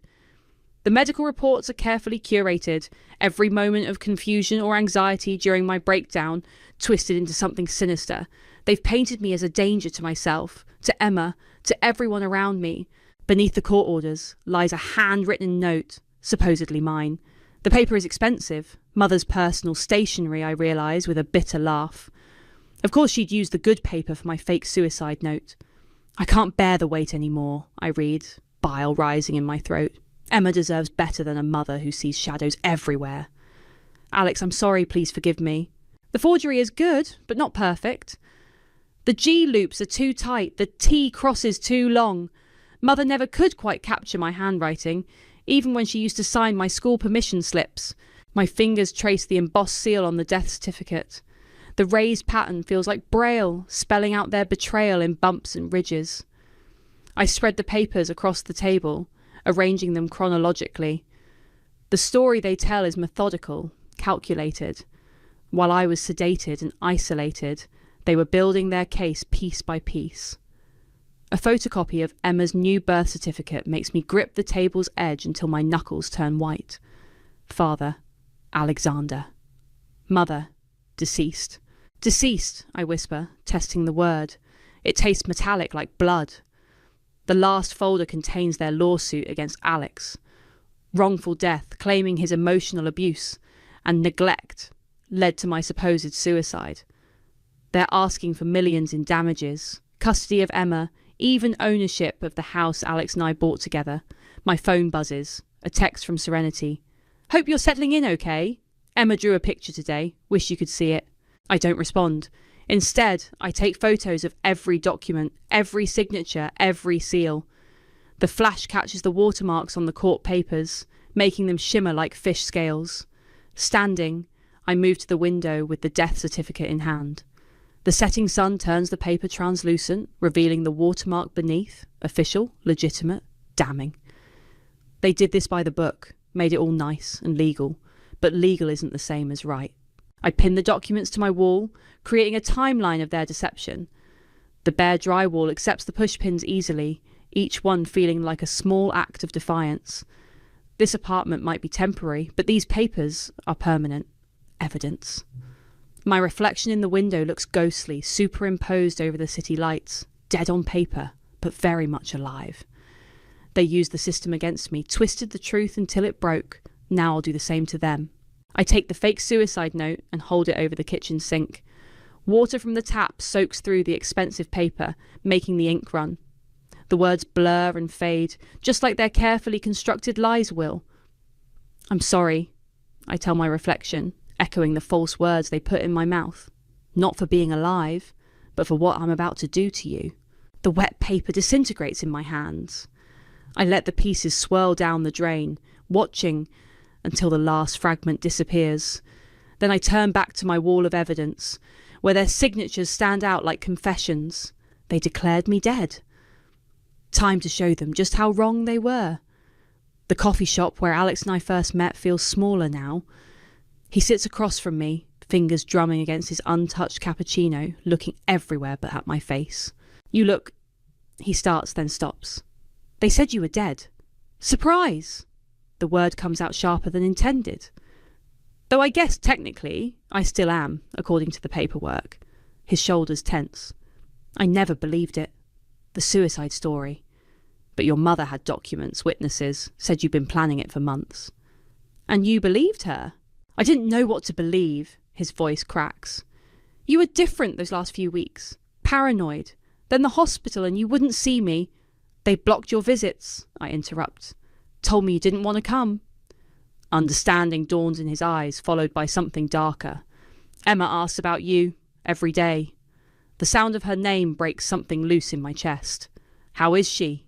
Growing too fast. Still loves those ridiculous unicorn pyjamas. He finally meets my gaze.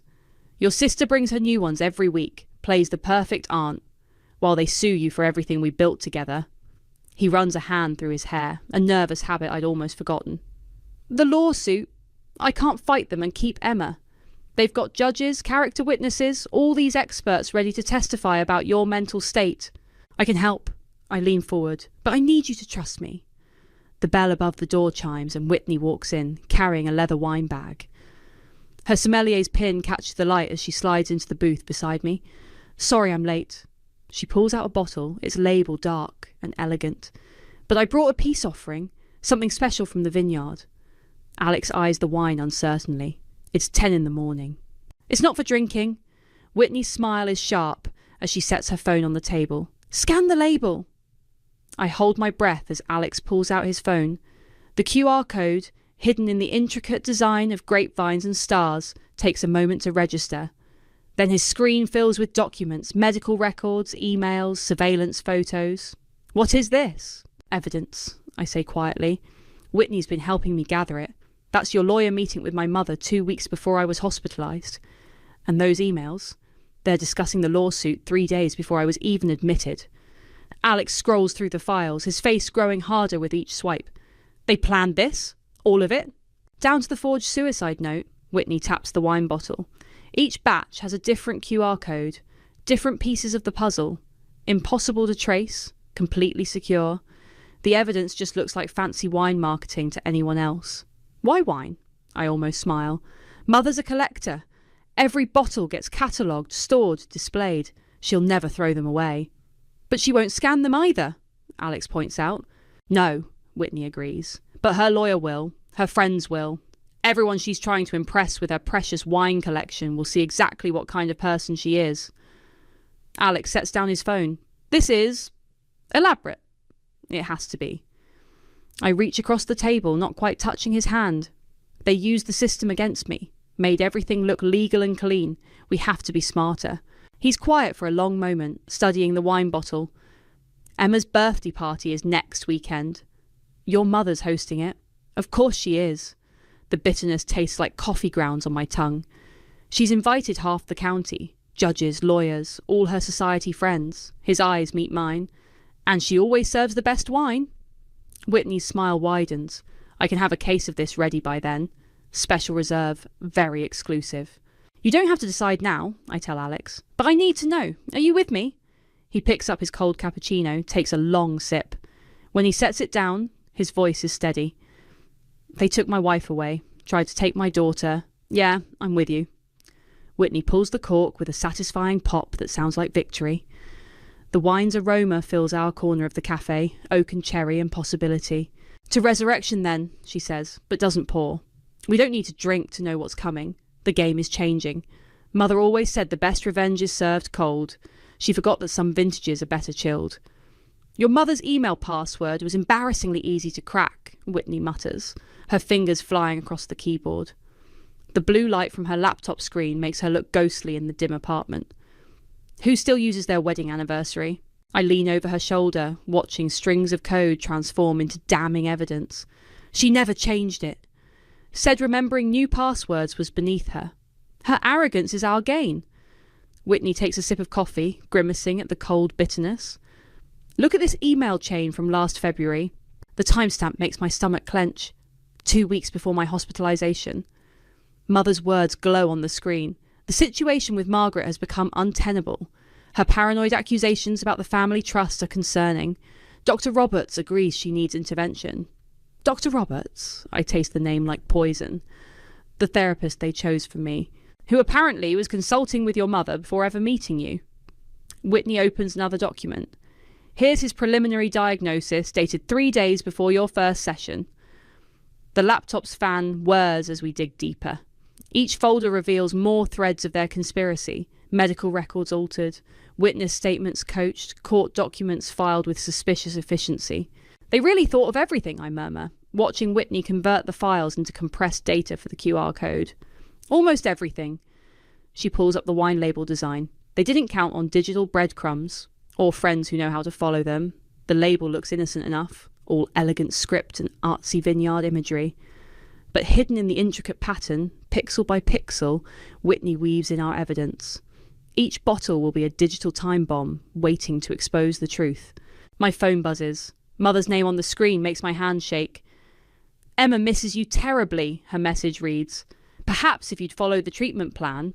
But we're managing. The party planning is coming along beautifully. Another message follows. The caterer remembers your favourite cake. Isn't that thoughtful? We'll think of you while we celebrate. God, she's good, Whitney says, reading over my shoulder. The perfect blend of concern and condescension. Add these to the file. I forward the messages to her. Show everyone how she really communicates with her dead daughter.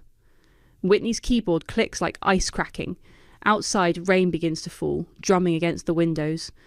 The sound mingles with the soft whir of her laptop, creating a rhythm that feels like a countdown. Look at this, she says suddenly. Your sister's been busy too. A new email chain appears, Serenity corresponding with their lawyer about Emma's trust fund. About transferring assets. About ensuring I'll never have access to my daughter or our family's money again.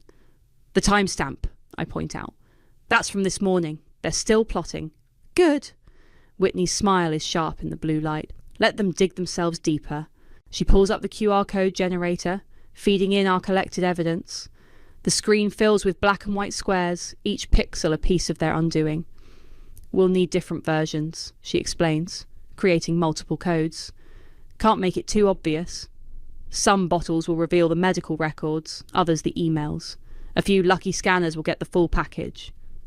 How many people actually scan wine labels? I ask. More than you'd think, especially at fancy parties where everyone's trying to prove they know their wines. She tests the code with her phone. Perfect. Each scan logs the IP address too. We'll know exactly who sees what. The laptop casts shadows on my wall of evidence, making the pinned documents dance like puppets. In the dark, Mother's signature looks almost demonic. One more thing. Whitney opens a final file. I found Alex's original visitor logs from the hospital. The ones showing he tried to see you every day. My throat tightens. Include them. She nods. Adding the logs to our digital arsenal. The rain picks up, hammering against the windows like applause. Done, Whitney announces, closing the laptop. The room plunges into near darkness, lit only by my small desk lamp. The labels go to print tomorrow. By the time your mother's precious party starts, every bottle will be loaded with truth. I pick up one of our test bottles, running my finger over the sample label. The paper is expensive, the design flawless. Mother won't be able to resist showing them off. To digital revenge. Whitney raises her cold coffee. I lift my own mug, clinking it against hers. And to mothers who never suspect their daughters know how to code. The rain keeps falling. Nature's applause for our performance. Act 1 is almost complete. Soon, the real show begins.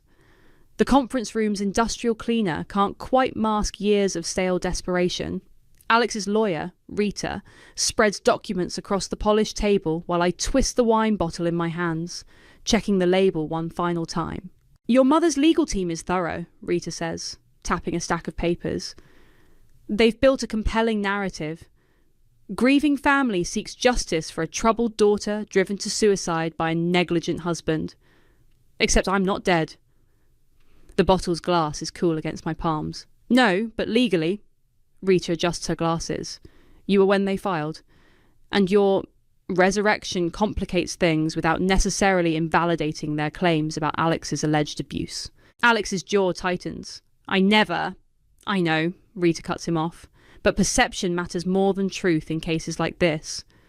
Your mother's team has lined up expert witnesses, character testimonies, even your old therapist, Dr. Roberts. The name tastes bitter. Who diagnosed me before ever meeting me? Exactly. Rita leans forward. Which is why timing is crucial. If we reveal the fraud too early, they'll have time to adapt. Too late, and the damage to Alex's reputation will be done. I place the wine bottle in an elaborate gift basket, nestling it among imported chocolates and artisanal crackers.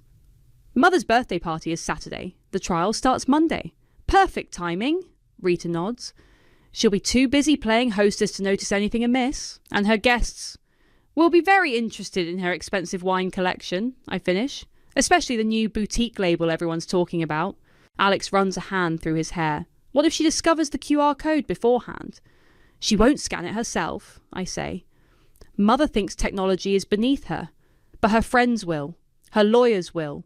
Everyone at that party will want to prove they know something about fine wine. Rita studies the basket, and the evidence will circulate over the weekend, just in time for Monday's opening statements. When I'll be there, I add. Front row. The fluorescent lights hum overhead as Rita outlines the plan. My entrance, the timing, the exact moment to present the digital evidence. Each detail feels like another grain of sand in an hourglass, counting down to justice.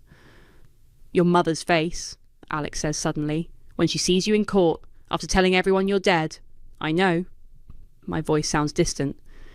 I've imagined it 1,000 times. Rita gathers her papers. Remember, don't contact anyone before Monday. Let them enjoy their party. Let them think they've won. I lift the gift basket, surprisingly heavy with its cargo of truth. Whitney's monitoring the QR code hits. We'll know exactly who sees what, when. And Emma? Alex asks quietly. How do we protect her from all this? The question hangs in the lemon-scented air. I think of my daughter, probably wearing those unicorn pajamas right now, unaware her world is about to shift. We tell her the truth, I say finally. That sometimes adults make terrible mistakes, that her mother never abandoned her, that everything's about to change. Rita nods approvingly. Keep that energy for court. The wronged mother, fighting to reclaim her life. It's powerful. It's not an act. The basket handle digs into my palm. They stole my life, my daughter, my identity, made me a ghost in my own story.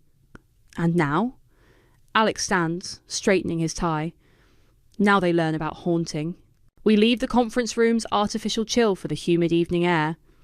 The gift basket swings gently as I walk to my car, the wine bottle clinking against its companions. Inside that bottle, encrypted in elegant black and white squares, lies every secret they thought they'd buried. Margaret, Alex calls as I reach for my door handle. Are you ready for this? Really ready? I think of Mother's perfect party, of Serenity playing Aunt of the Year, of Emma growing up thinking I chose to leave her. The weight of their betrayal sits heavy as the basket in my hands. I've been ready since I woke up in that hospital, I tell him. Since they decided I was worth more to them dead than alive. He nods once, understanding. We don't say goodbye, and there's nothing left to say. The next time we meet will be in court, with Mother's carefully constructed lies crumbling around her designer shoes. I place the basket in my passenger seat like a bomb set to detonate. In a way, it is. 3 days until the party, 4 until the trial. After months of fermentation, justice is finally ready to be served. The witness room's leather chair creaks as I shift, listening to Mother's performance through the closed door. Her voice carries perfectly, practiced, poised, precisely calibrated to convey maternal grief. My daughter was troubled, she tells the jury. each word dripping with manufactured sorrow. The signs were there, but Alexander, he ignored them, pushed her harder, until that night at the reservoir. I checked my phone. 3 messages from Whitney, screenshots of QR code hits from the party. Judges, lawyers, socialites, all of them scanning, sharing, whispering. Mother's perfect celebration crumbling in real time. Serenity takes the stand next. I close my eyes, picturing her favourite testimony outfit, navy blue, conservative, grieving sister chic. Right on cue, her voice breaks. "I found the note," she sobs, in her handwriting. "She was my best friend and he didn't care enough to save her." The bailiff appears at my door. 5 minutes. I stand, smoothing my charcoal grey suit. In my pocket, a folded printout of Mother's emails to Dr. Roberts. My funeral shoes click against marble as I follow him through the back corridor. The courtroom door opens. Mother's perfume hits me first. Chanel No. 5, her armour of choice. She's perched in the front row, wine glass from the morning recess still in hand. Serenity sits beside her, dabbing theatrical tears.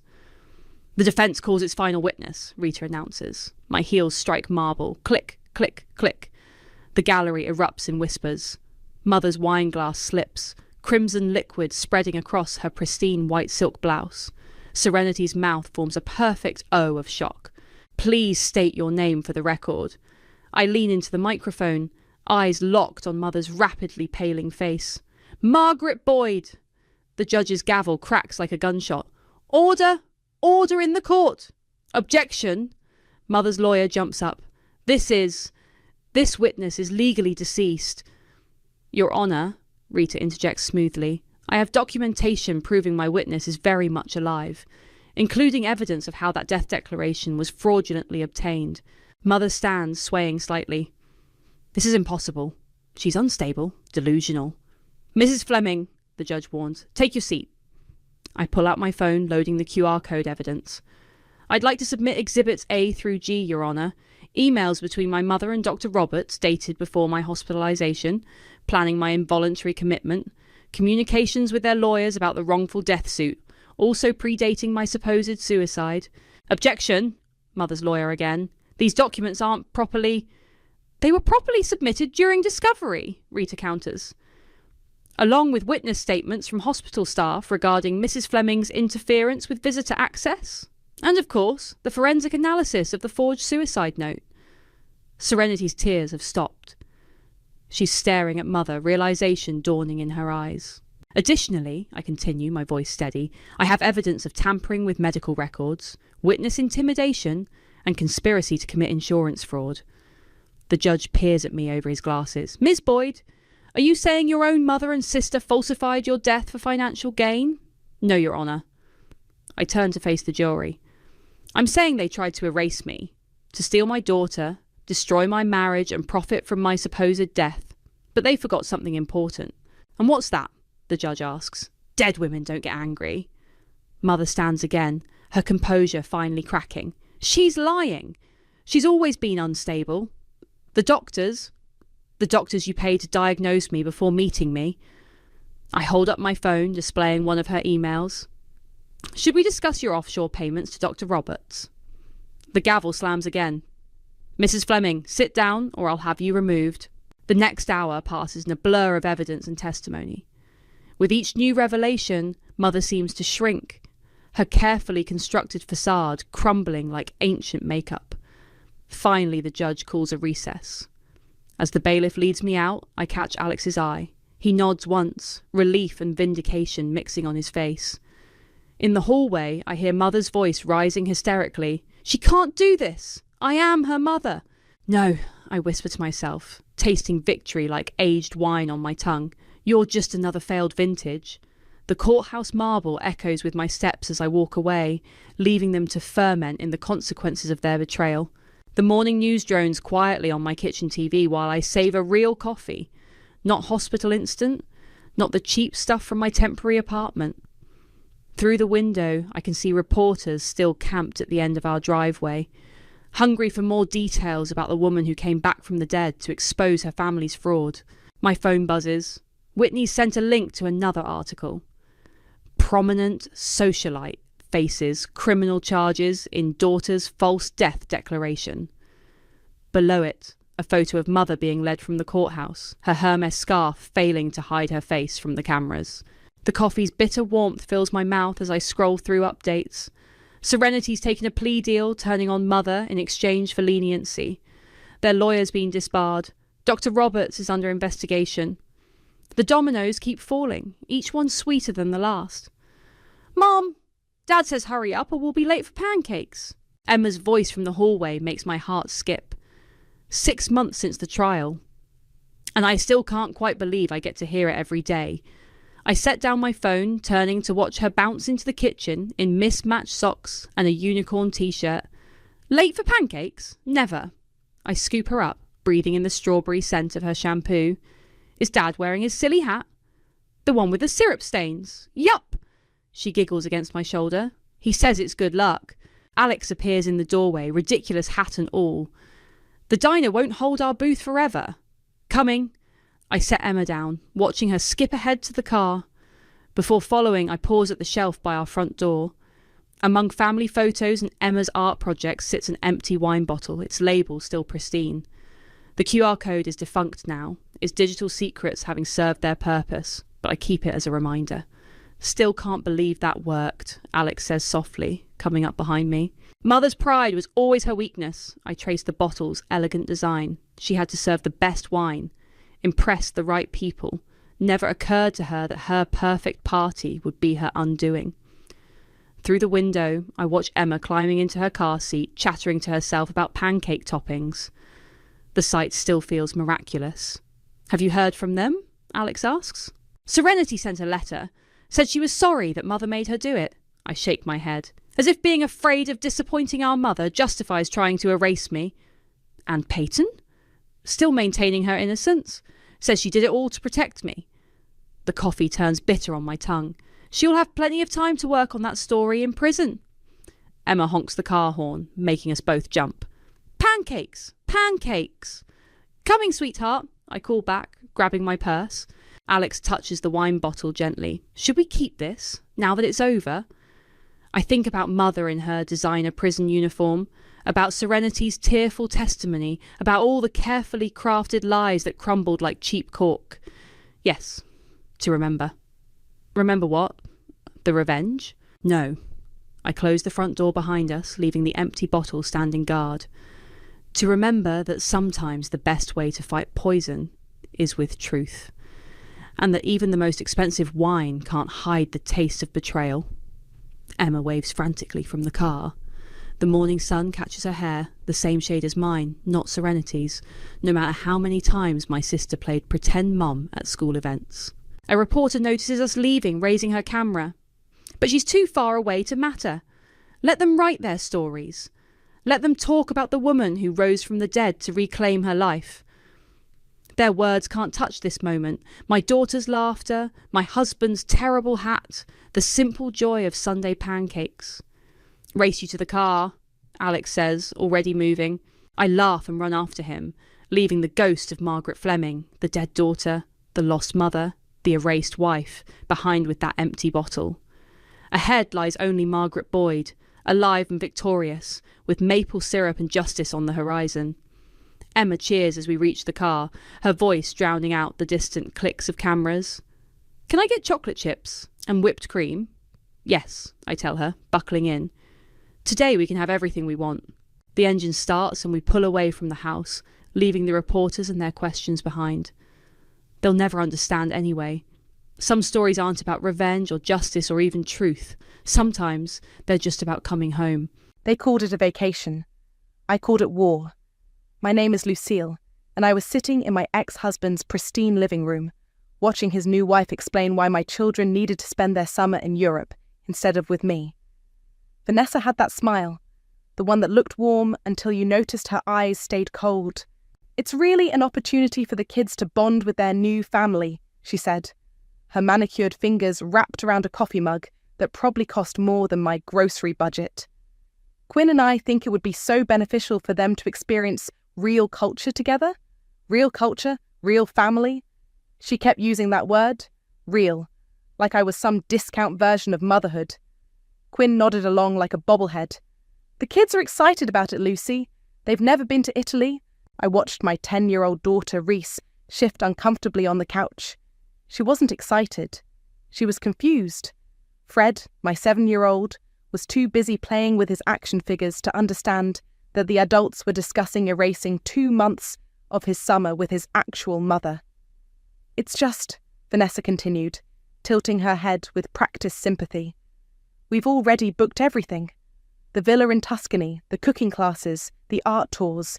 It would be such a shame to waste it.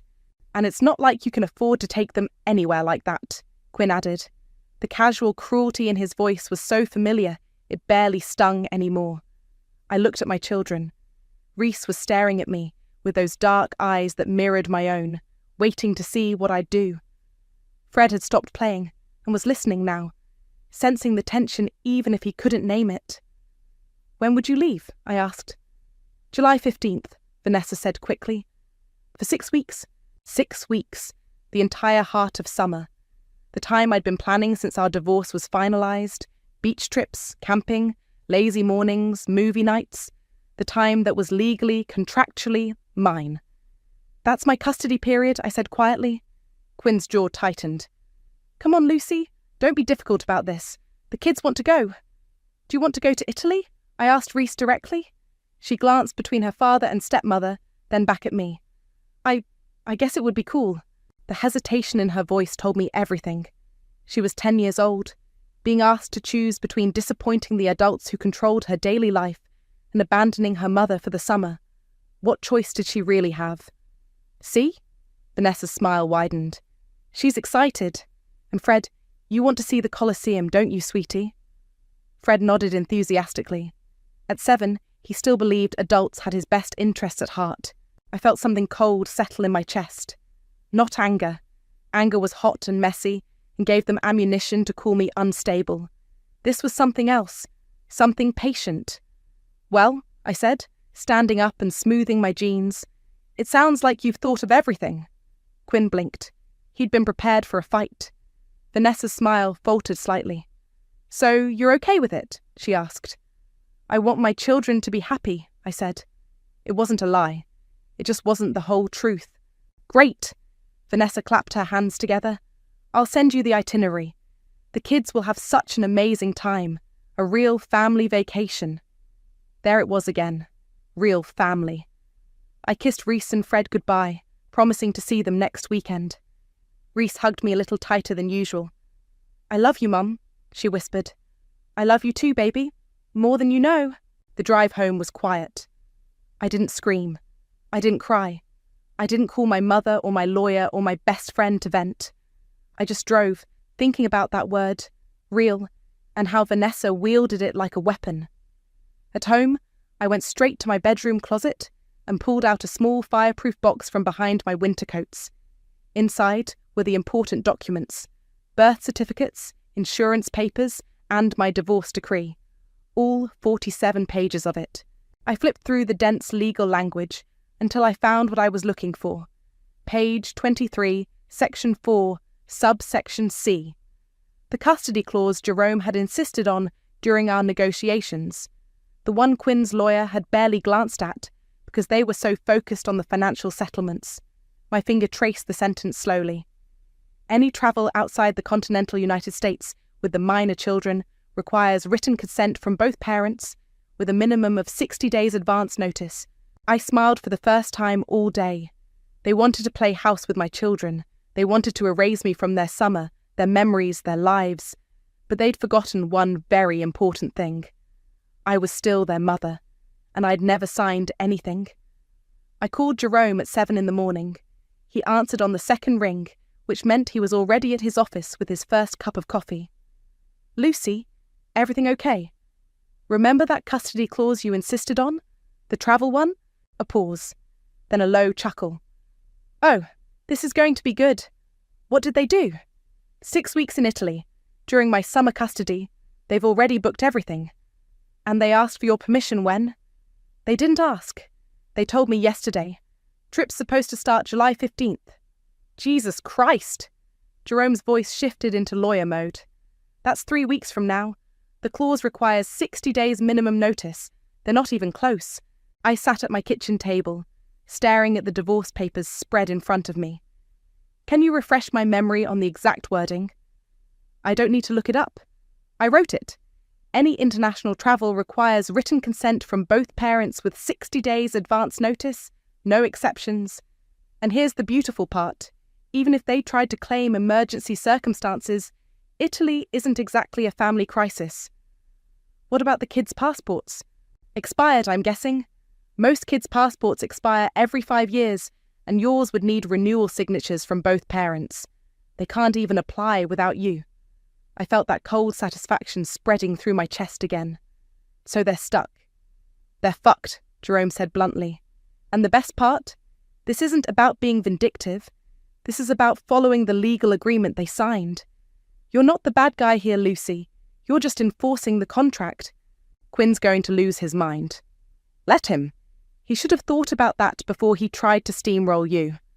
Want me to draft a formal response? Not yet. I want to see how this plays out first. After I hung up, I made breakfast and tried to focus on normal things. But my phone started buzzing around 10. Quinn. Hey, quick question about the kids' passports. Do you know where they are? I waited an hour before responding. In my safe. Why? Quinn.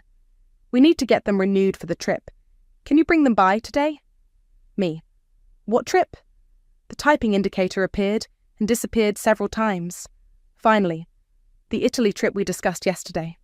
Me. Oh, right. When did you say you were leaving again? Quinn. July 15th. We talked about this? Me. That's only 3 weeks away. Passport renewals take 6 to 8 weeks minimum. My phone rang immediately. Lucy, what the hell are you doing? I'm not doing anything, Quinn. I'm just pointing out that passport renewals take time. We can expedite them. Not without both parents' signatures, and even expedited takes 2 to 3 weeks. Silence. Then, fine. Can you meet me at the passport office today? I'm busy today. Tomorrow then. I'll have to check my schedule. Lucy. His voice had that edge I remembered from our marriage. Don't play games with me. I'm not playing games. I'm just busy. You know, single mum life. Very hectic. I hung up and immediately called my mother. Mum, can you take the kids this weekend? I think Quinn might try to ambush me. Of course, Kongai. What's happening? I explained the situation. My mother listened without interrupting, which meant she was getting angry. When she got angry, she got quiet. They think they can just take your children away from you for the summer. That was the plan. And this Vanessa woman, she thinks she can replace you? She keeps calling herself their real family. My mother made a sound that was half laugh, half snort. Real family? This girl doesn't know what real family means. Real family doesn't abandon. Real family doesn't replace. Real family fights. I'm fighting, Mum. Good. Your father and I didn't come to this country so our daughter could be pushed around by some spoiled woman who thinks money makes her a mother. By evening, my phone was blowing up. Quinn had called 6 times. Vanessa had texted twice, both messages dripping with fake sweetness about working together for the children. The last text came at 9 p.m. from Quinn. The passport office says we need your signature for expedited processing. Can you meet us there tomorrow at 10? I stared at the message for a long time. Then I typed back, Actually, I just remembered something. Don't we need to follow the custody agreement for international travel? I should probably review that first. 3 dots appeared immediately, then disappeared, then appeared again. Quinn. What are you talking about? Me. The 60-day notice requirement for international travel. It's in our divorce decree. My phone rang instantly. I let it go to voicemail. Then it rang again, and again. Finally, I answered. Lucy, you're being ridiculous. It's a family vacation. Whose family? The kids' family. Our family. I'm their family too, Quinn. And according to our legal agreement, I have a say in international travel. You're really going to do this? You're going to ruin their vacation over some technicality? I'm not ruining anything. I'm just following the rules you agreed to. This is insane. You're being vindictive. I'm being a mother. I hung up and turned off my phone. Tomorrow, the real fun would begin. The next morning, I turned my phone back on to 17 missed calls and 12 text messages. I made coffee first, then scrolled through the chaos. Quinn. We need to talk. This is about the kids. Vanessa. Hi, Lucy. I'm sure we can work this out. The children are so excited. Quinn. Call me back. Now. Vanessa. Maybe we got off on the wrong foot. Can we meet for coffee? Quinn. You're being completely unreasonable. Vanessa. I understand you're upset, but let's think about what's best for Reese and Fred. The messages got progressively more desperate. By the last one, sent at 2 a.m., Quinn had dropped all pretense. Fine. What do you want? I was still reading when my doorbell rang. Through the peephole, I saw Quinn pacing on my front porch, running his hands through his hair. Vanessa stood behind him, perfectly composed despite the early hour. I opened the door, but didn't invite them in. We need to talk, Quinn said immediately. Good morning to you too. Lucy, please. The kids are devastated. They think the trip is cancelled. Is it? Vanessa stepped forward, her smile strained. We're hoping we can find a solution that works for everyone. Maybe we could adjust the dates, or shorten the trip. The custody agreement requires 60 days' notice. Today is June 24th.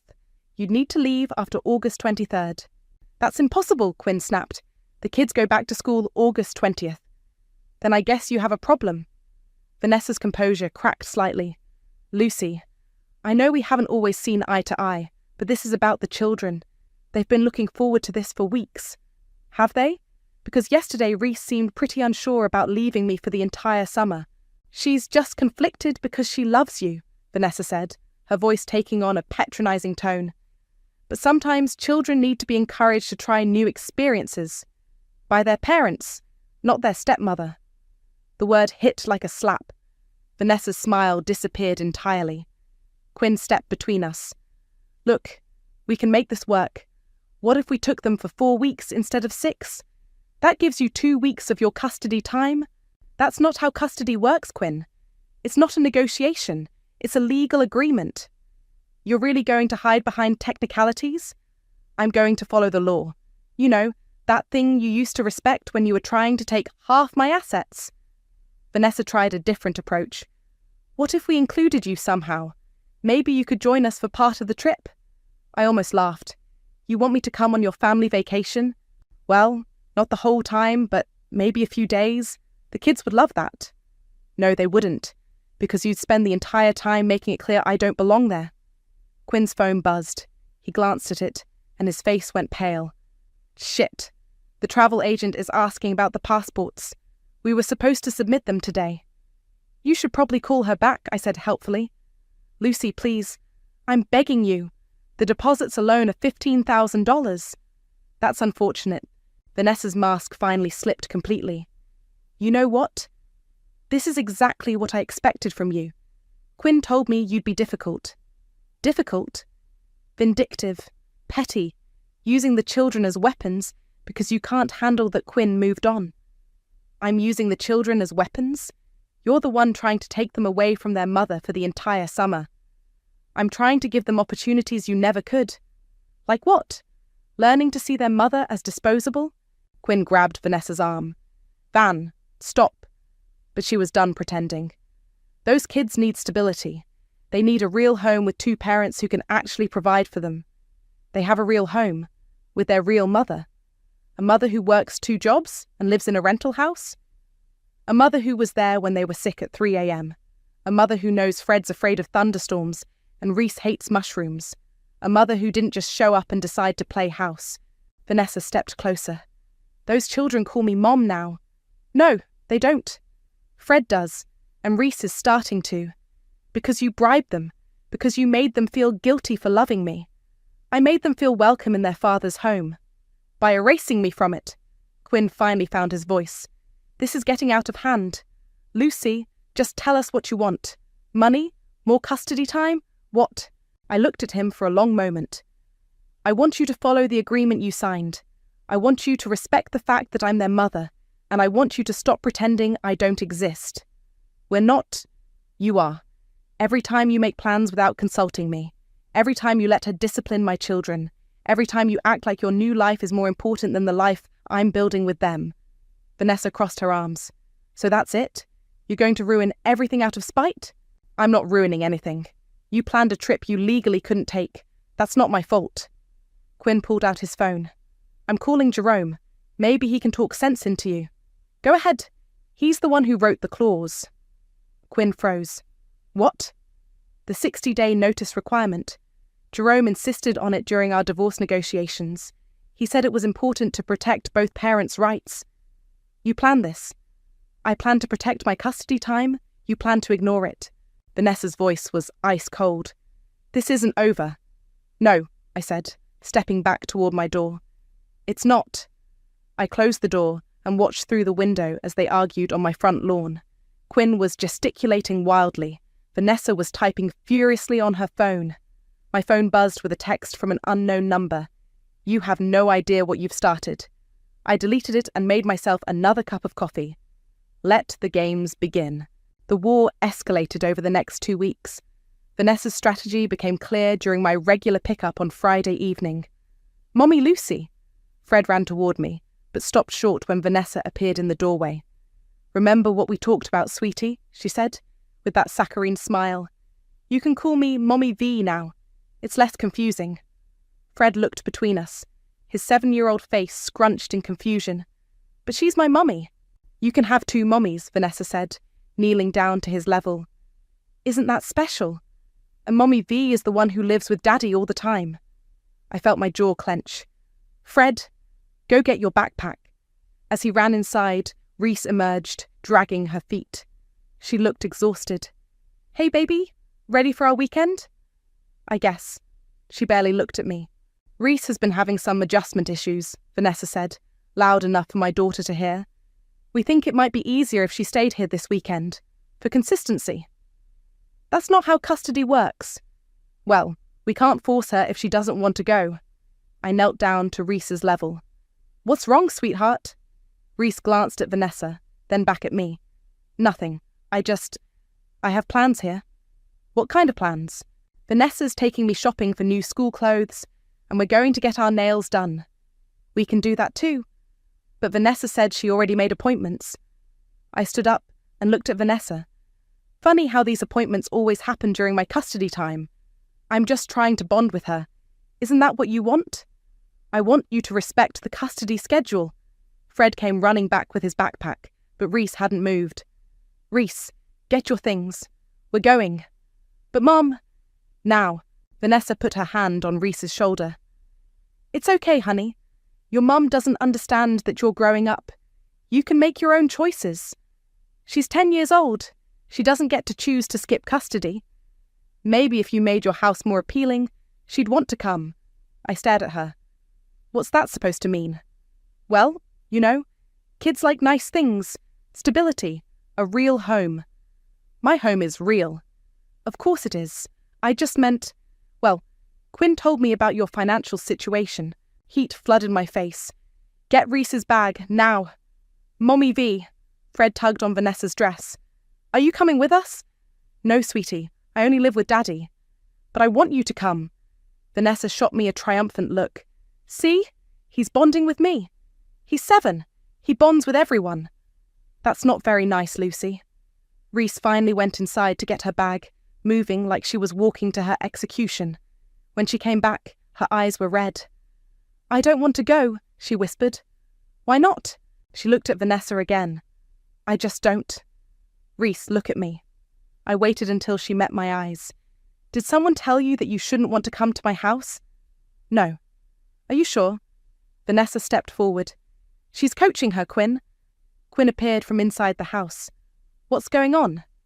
Your wife is manipulating our daughter. I'm not manipulating anyone.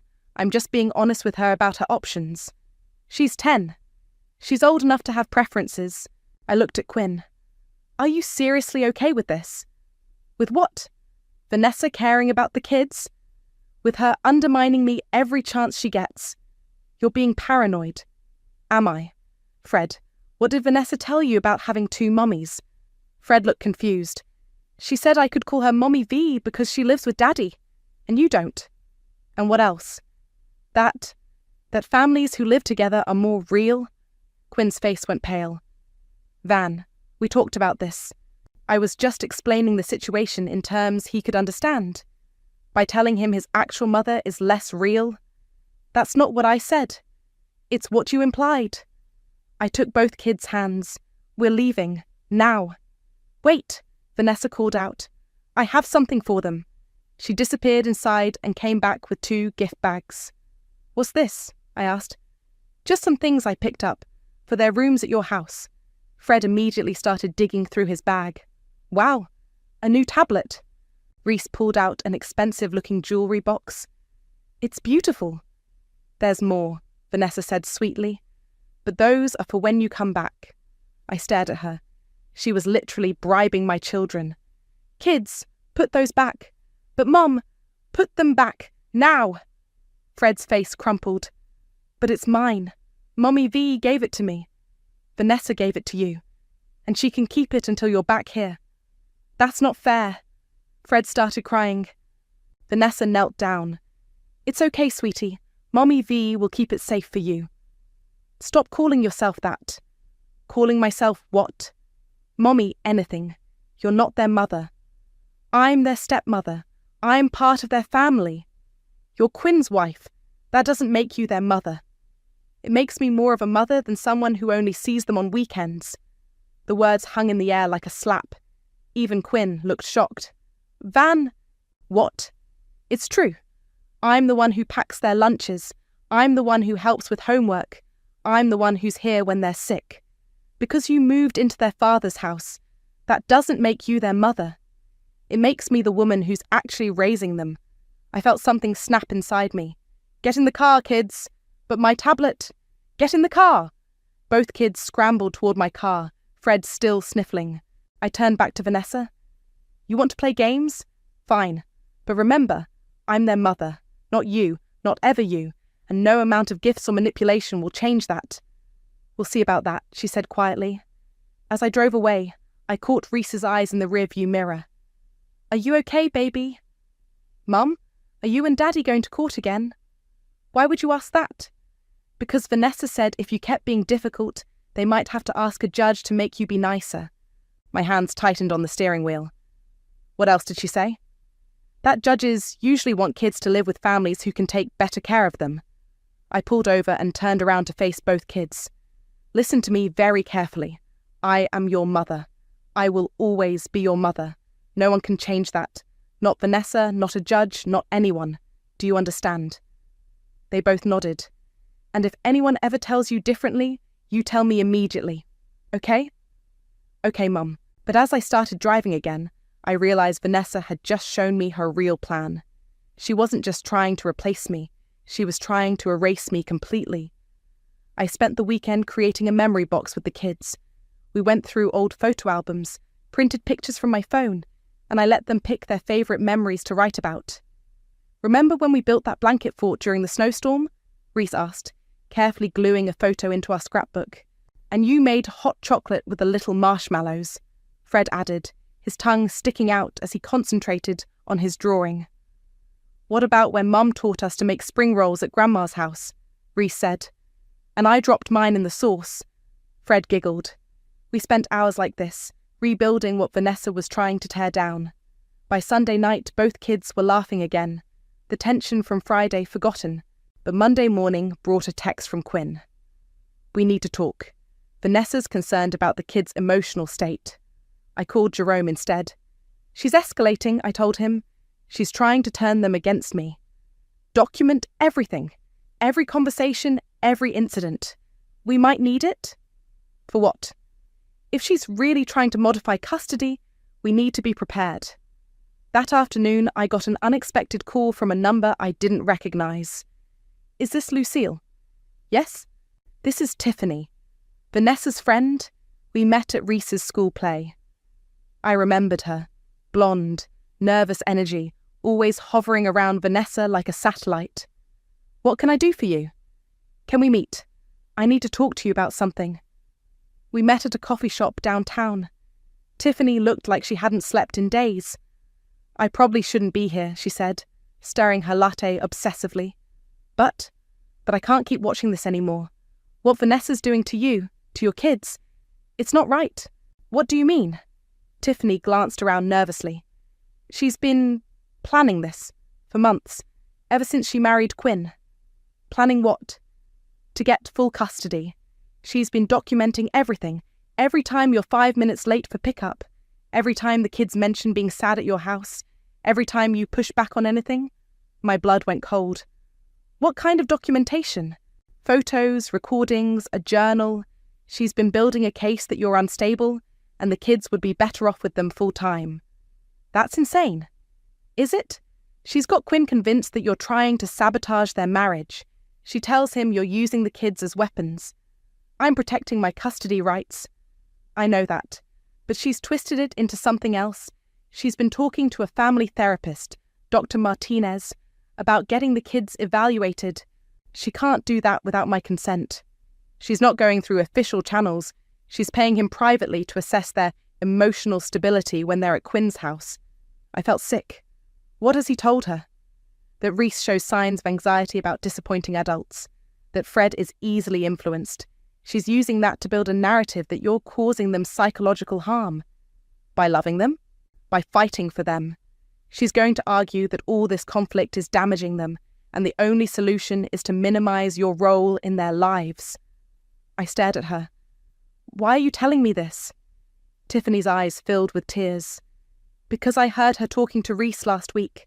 She was asking her questions about your house, your rules, whether you ever got angry, leading questions. And when Reese didn't give her the answers she wanted, she got mean. Mean how?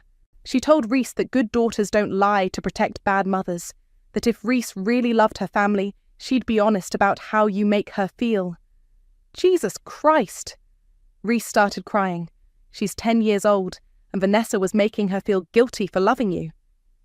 Did Quinn see this? Quinn was at work. It's always when Quinn's not around. I pulled out my phone. I need you to tell my lawyer what you just told me. I can't. Vanessa's my best friend. Was my best friend. I don't know anymore. Tiffany, she's emotionally abusing my children. I know. That's why I'm here. But I can't testify or anything. I'd lose everything. My friend group, my social circle. Vanessa has a lot of influence. What can you do? She reached into her purse and pulled out her phone. I recorded her. Last week.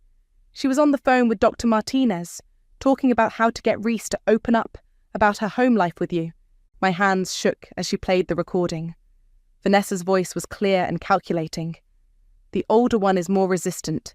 She's very loyal to her mother, but if we can get her to admit that the custody battles are stressing her out, that might be enough. Children shouldn't have to choose sides. Dr. Martinez's voice responded, What about the younger boy? Fred's easier. He just wants everyone to be happy. If we can show that he's more settled here, more comfortable with routine and stability. And the mother? Lucille's going to hang herself. She's already being difficult about the Italy trip. The more she fights, the more unstable she looks. The recording ended. I felt like I was going to throw up. There's more, Tiffany said quietly. She's been coaching the kids, telling them that if a judge ever asks them questions, they should be honest about feeling caught in the middle. She's preparing them for a custody evaluation. Yeah, and she's convinced Quinn that you're going to try to take the kids away from him completely. He's scared, Lucy, scared enough to go along with whatever she suggests. I looked at Tiffany. Will you send me that recording? I can't. If she finds out I gave it to you, she's destroying my family. I know, but I can't be the one to stop her. I'm sorry. She stood up to leave, then turned back. For what it's worth, those kids love you. Anyone can see that. Vanessa's she's jealous. She wants what you have with them. And since she can't have it, she's trying to take it away. After she left, I sat in my car and called Jerome. We have a problem, I said. A big one. How big? She's been building a custody case for months, and she's using the kids to do it. Can you prove it? I thought about the recording I couldn't have, the testimony I couldn't get, the manipulation happening behind closed doors. I'm working on it. Work faster, Lucy. If she files first, we're playing defense. What do you mean? I mean she gets to control the narrative. And from what you're telling me, she's been writing that story for a long time. I hung up and stared at my reflection in the rearview mirror. Vanessa wanted to play dirty? Fine. Two could play that game. I spent Tuesday researching Dr. Martinez. Turns out he'd been sanctioned twice by the state board for conducting unofficial evaluations without proper consent. Jerome was very interested in that information. Wednesday, I made a call I'd been putting off. Charles Garcia's office. Hi, this is Lucille. I'm Quinn's ex-wife. I need to speak with him about a family matter involving my children. Hold, please. Charles came on the line within minutes. Quinn's boss had always been polite to me during company events, but we'd never spoken privately. Lucille, what can I do for you? I'm sorry to bother you at work, but I'm concerned about something involving Quinn and the kids. Is everything all right? That's what I'm trying to figure out. Quinn and his wife have been planning to take my children out of the country during my custody time, without following the legal requirements. A pause. I'm not sure I understand. They booked a 6-week trip to Italy starting July 15th. They never asked for my consent, which is required by our custody agreement. Now they're pressuring me to sign off on it. And you're calling me because if they take my children internationally without proper legal authorization, that's kidnapping. And I thought you should know that one of your executives might be involved in something that could become a legal issue. Another, longer pause. I see. I'm not trying to cause problems for Quinn at work. I'm just trying to protect my children and follow the law. Of course. Can you send me the relevant documentation? I'll have my lawyer forward the custody agreement sections to you. That would be helpful. And Lucille, thank you for bringing this to my attention. Thursday morning, Quinn called me in a panic. What the hell did you do? Good morning to you too. Charles wants to see me in his office. He's asking about legal issues with the kids. Maybe you should tell him the truth. The truth? The truth is that you're trying to destroy my career because you can't handle that I'm happy. I'm trying to prevent you from committing a federal crime. It's a family vacation. It's international child abduction if you don't follow the custody agreement. You're insane. I'm protecting my children, something you used to care about. He hung up. An hour later, Vanessa called. We need to meet. Today. I don't think that's a good idea. Please, I think we got off on the wrong foot. Maybe we can work something out. Against my better judgment, I agreed to meet her at a restaurant downtown. She was already there when I arrived, looking perfectly composed, except for the slight tremor in her hands. Thank you for coming. What do you want, Vanessa? I want to apologize. I think I've been overeager about bonding with the kids. Overeager. I love them so much, maybe too much. I just want to be a good stepmother. By replacing their actual mother. That was never my intention. I stared at her. Really? Because Tiffany seems to think otherwise. Her composure cracked slightly. What did Tiffany tell you? Enough. She's been going through a rough patch, drinking too much. I wouldn't trust anything she says. So you didn't hire Dr. Martinez to evaluate my children without my consent? Vanessa's face went pale. I don't know what you're talking about. You didn't coach Reese about what to say if a judge asks her questions? I would never... You didn't tell Fred that families who live together are more real than families who don't? You're twisting everything. Am I? She leaned forward. Look, maybe I made some mistakes, but I'm trying to help those children. They're confused, Lucy. All this fighting between you and Quinn, it's hurting them. The only thing hurting them is you trying to erase me from their lives. I'm not trying to erase you. I'm trying to give them stability. By taking them away from their mother for the entire summer. By giving them a normal family experience. They have a normal family. With me. Vanessa's mask slipped completely. A normal family doesn't live in a rental house and work 2 jobs just to make ends meet. A normal family doesn't manipulate children into choosing sides. I'm not manipulating anyone. I'm just being honest with them about their options. Their options? About where they'd be happier, where they'd have more opportunities. You mean where you'd have more control? I mean where they'd have 2 parents who can actually provide for them. They have 2 parents. You're not one of them. Vanessa stood up abruptly. This was a mistake.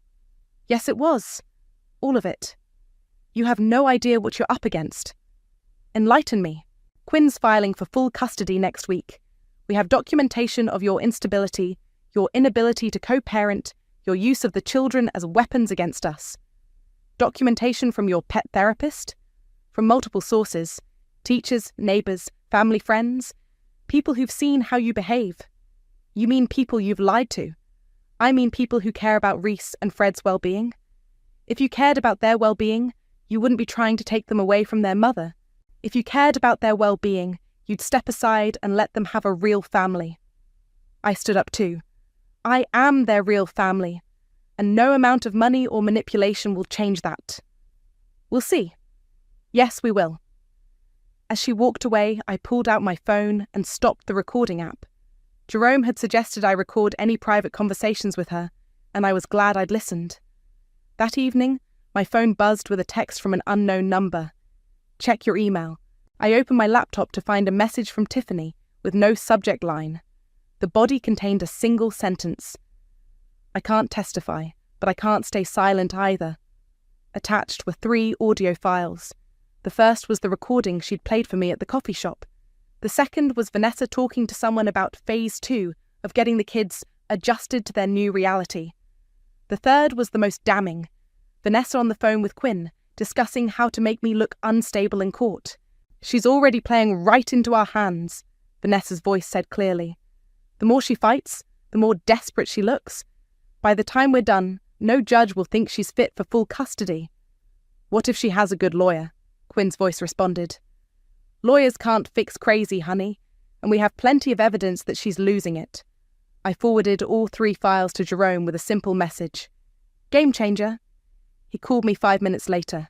Lucy, this is gold. Pure gold. Can we use it? We can use all of it. She just handed us her entire strategy. What's our next move?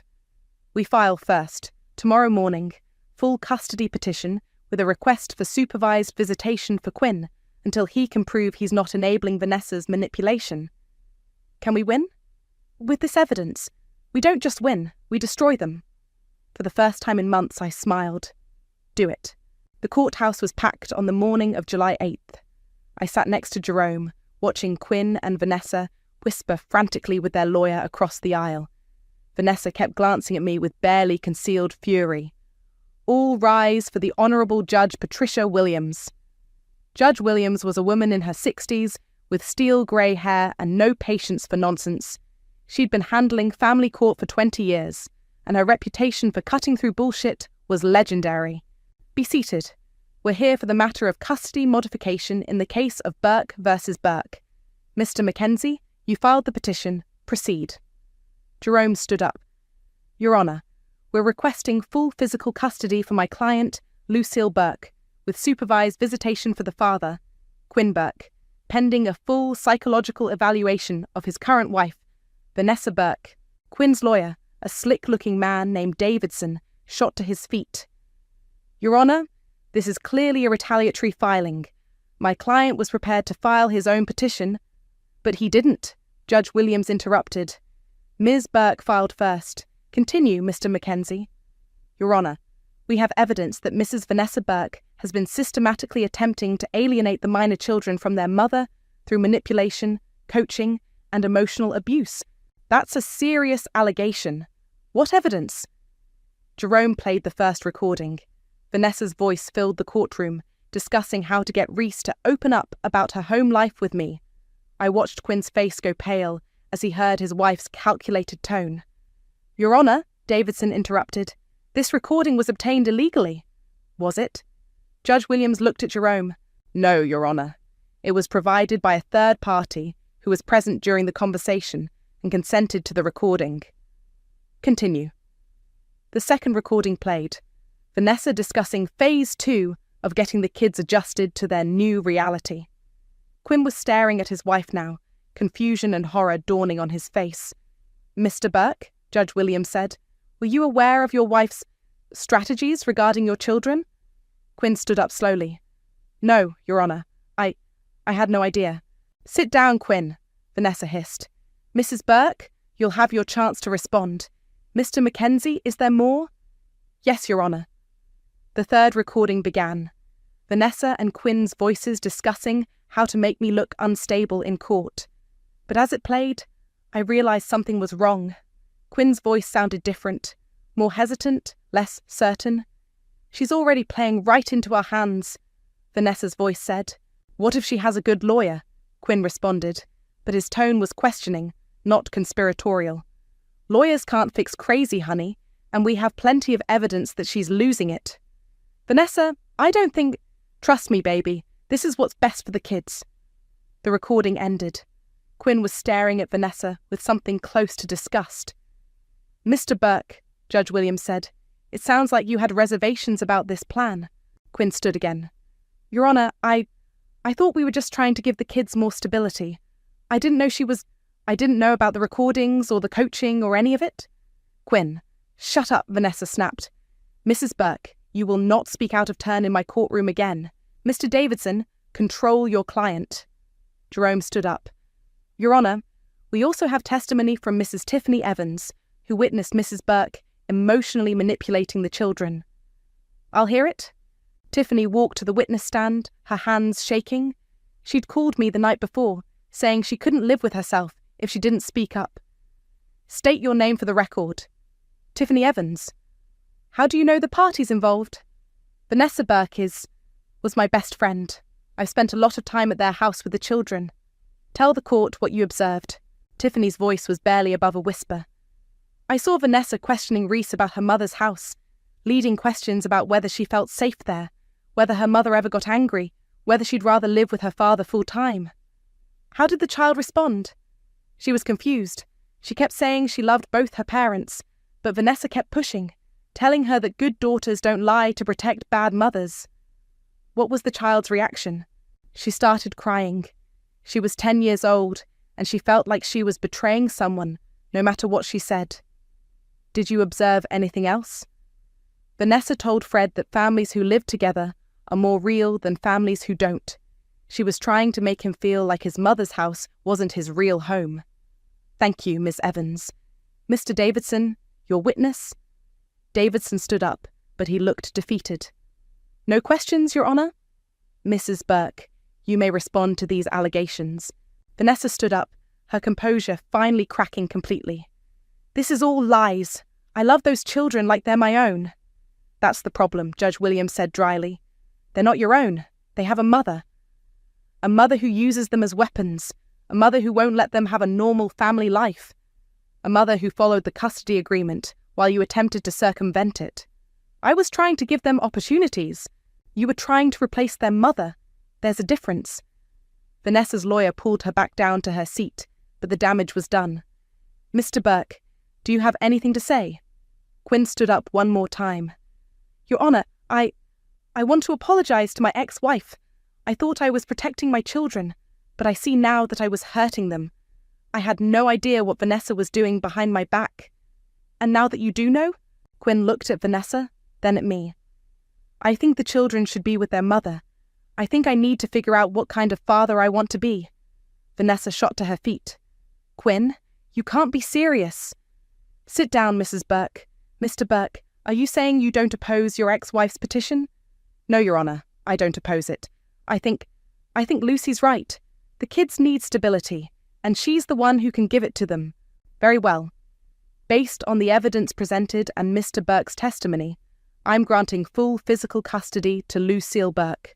Mr. Burke will have supervised visitation every other weekend until he completes a co-parenting course and demonstrates that he can maintain appropriate boundaries with his current wife regarding the children."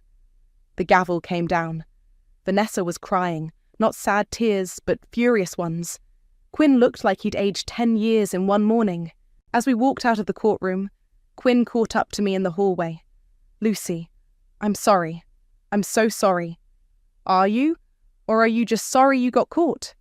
"I'm sorry I let her manipulate me. I'm sorry I almost lost my kids because I was too stupid to see what was happening." "Your kids?" "Our kids. I know they're our kids. I never forgot that, even when I acted like I did." I looked at him for a long moment. "You have a lot of work to do, Quinn." "I know, but I want to do it. I want to be the father they deserve." "Then prove it." As I walked away, I heard Vanessa screaming at him in the parking lot. But for the first time in months, it wasn't my problem anymore. My children were coming home. The kids were waiting on my front porch when I got home from court, their suitcases beside them. My mother sat in her car in the driveway, having picked them up from school as planned. "Mum!" Fred ran toward me, his face lighting up. "Grandma said we get to stay with you all the time now." I knelt down and pulled him into a hug. "That's right, baby." Reese approached more cautiously. "What about Dad?" "You'll still see Dad, just differently." "What about Vanessa?" I looked at my 10-year-old daughter, who'd been carrying the weight of adult problems for months. "You don't have to worry about Vanessa anymore." "Good," she said quietly. "I didn't like feeling like I had to choose." "You never had to choose, sweetheart. You were just made to feel like you did." My mother got out of her car and walked over. "How did it go?" "We won." She nodded once, satisfied. "Good. These children belong with their mother." That evening, as I was making dinner, my phone rang. Quinn's name appeared on the screen. "Lucy, can we talk?" "What about?" "I left Vanessa. I stopped stirring the pasta sauce." "What?" "I moved out this afternoon. I'm staying at a hotel until I can find an apartment." "Quinn, I know what you're going to say, that it's too little too late, and maybe it is, but I couldn't stay married to someone who would hurt my children. Our children. Our children. You're right. They were always our children, and I let her make me forget that." I sat down at the kitchen table. "What changed your mind?" "Hearing those recordings, seeing how she manipulated not just you but me too. I thought I was protecting the kids, but I was just enabling someone who was hurting them. And now I want to earn back the right to be their father. Really be their father, not just the guy who pays for things and shows up on weekends. That's going to take time. I know. I'm starting therapy next week, individual and co-parenting classes. I want to understand how I let things get so bad." "Good. Lucy, thank you." "For what?" "For fighting for them, for not giving up, for being the mother they needed when I wasn't being the father they deserved." After I hung up, Reese appeared in the kitchen doorway. "Was that Dad?" "Yeah." "Is he okay?" "He's going to be. Are you okay?" She shrugged. "I'm glad I don't have to pretend to like Vanessa anymore." "You never had to pretend." "I felt like I did. She was always watching, always asking questions. It was exhausting." I pulled her into a hug. "You don't have to be exhausted anymore." 2 weeks passed before I heard from Vanessa directly. She showed up at my door on a Tuesday evening, looking nothing like the polished woman who'd tried to steal my children. "I want to see them," she said. "That's not going to happen." "I helped raise them for 2 years." "You manipulated them for 2 years." "I loved them." "You loved the idea of them. You loved what they represented, the perfect family you thought you could create by erasing me. That's not true. Isn't it? You never wanted to be their stepmother, Vanessa. You wanted to be their only mother." Her composure cracked. "Maybe I did. Maybe I thought they'd be better off with me." "Why? Because I work 2 jobs? Because I live in a rental house? Because I'm not perfect? Because I could give them things you couldn't. Like what? Anxiety, confusion, the feeling that loving their mother was somehow wrong. I could give them stability. They had stability. With me. You tried to destroy that. I made mistakes. You made choices. Calculated, deliberate choices to hurt my children. They're not just your children. Yes, they are. They're mine and Quinn's. They were never yours." She stood there for a moment, tears streaming down her face. "I lost everything. You lost what you tried to steal. There's a difference. Quinn won't even talk to me." "Good. I have nothing left. You have what you always had. Yourself. Maybe now you can figure out who that is without trying to take someone else's life." She turned and walked away. I watched her get in her car and drive off, knowing I'd probably never see her again. That night, I tucked the kids into their beds, their permanent beds, in their permanent home. "Mom?" Fred called out as I was turning off his light. "Yeah, baby." "I'm glad we live here all the time now." "Me too." "And Mum?" Reese's voice came from across the hall. I never wanted to call her Mommy V. I just felt like I had to. I know, sweetheart. You don't have to do anything you don't want to do anymore. Good, because you're my mum. You're my only mum. I stood in the hallway between their rooms, listening to them settle into sleep. The house was quiet, peaceful in a way it hadn't been in months. My phone buzzed with a text from Jerome. Vanessa's lawyer called. She's not contesting the custody order. It's over. I typed back, "Thank you for everything." "You did this, Lucy. You fought for your kids and won." I looked around at my small, imperfect house. The rental that Vanessa had mocked, the home that Quinn had dismissed. It wasn't much, but it was ours. Really ours. The victory hadn't come without cost. I'd lost friends who thought I was being vindictive. I'd spent money I didn't have on legal fees. I'd turned my children's lives upside down to put them right again. But as I heard Fred's soft snoring and Reese's whispered, "Good night, Mum," I knew it was worth it. They'd told me to be grateful for a replacement. They'd tried to convince my children that someone else could love them better, provide for them better, mother them better. But these arms that held them when they were sick, these hands that wiped their tears, this heart that had loved them since before they were born, they knew the truth. I was their mother. I had always been their mother, and no one could ever change that.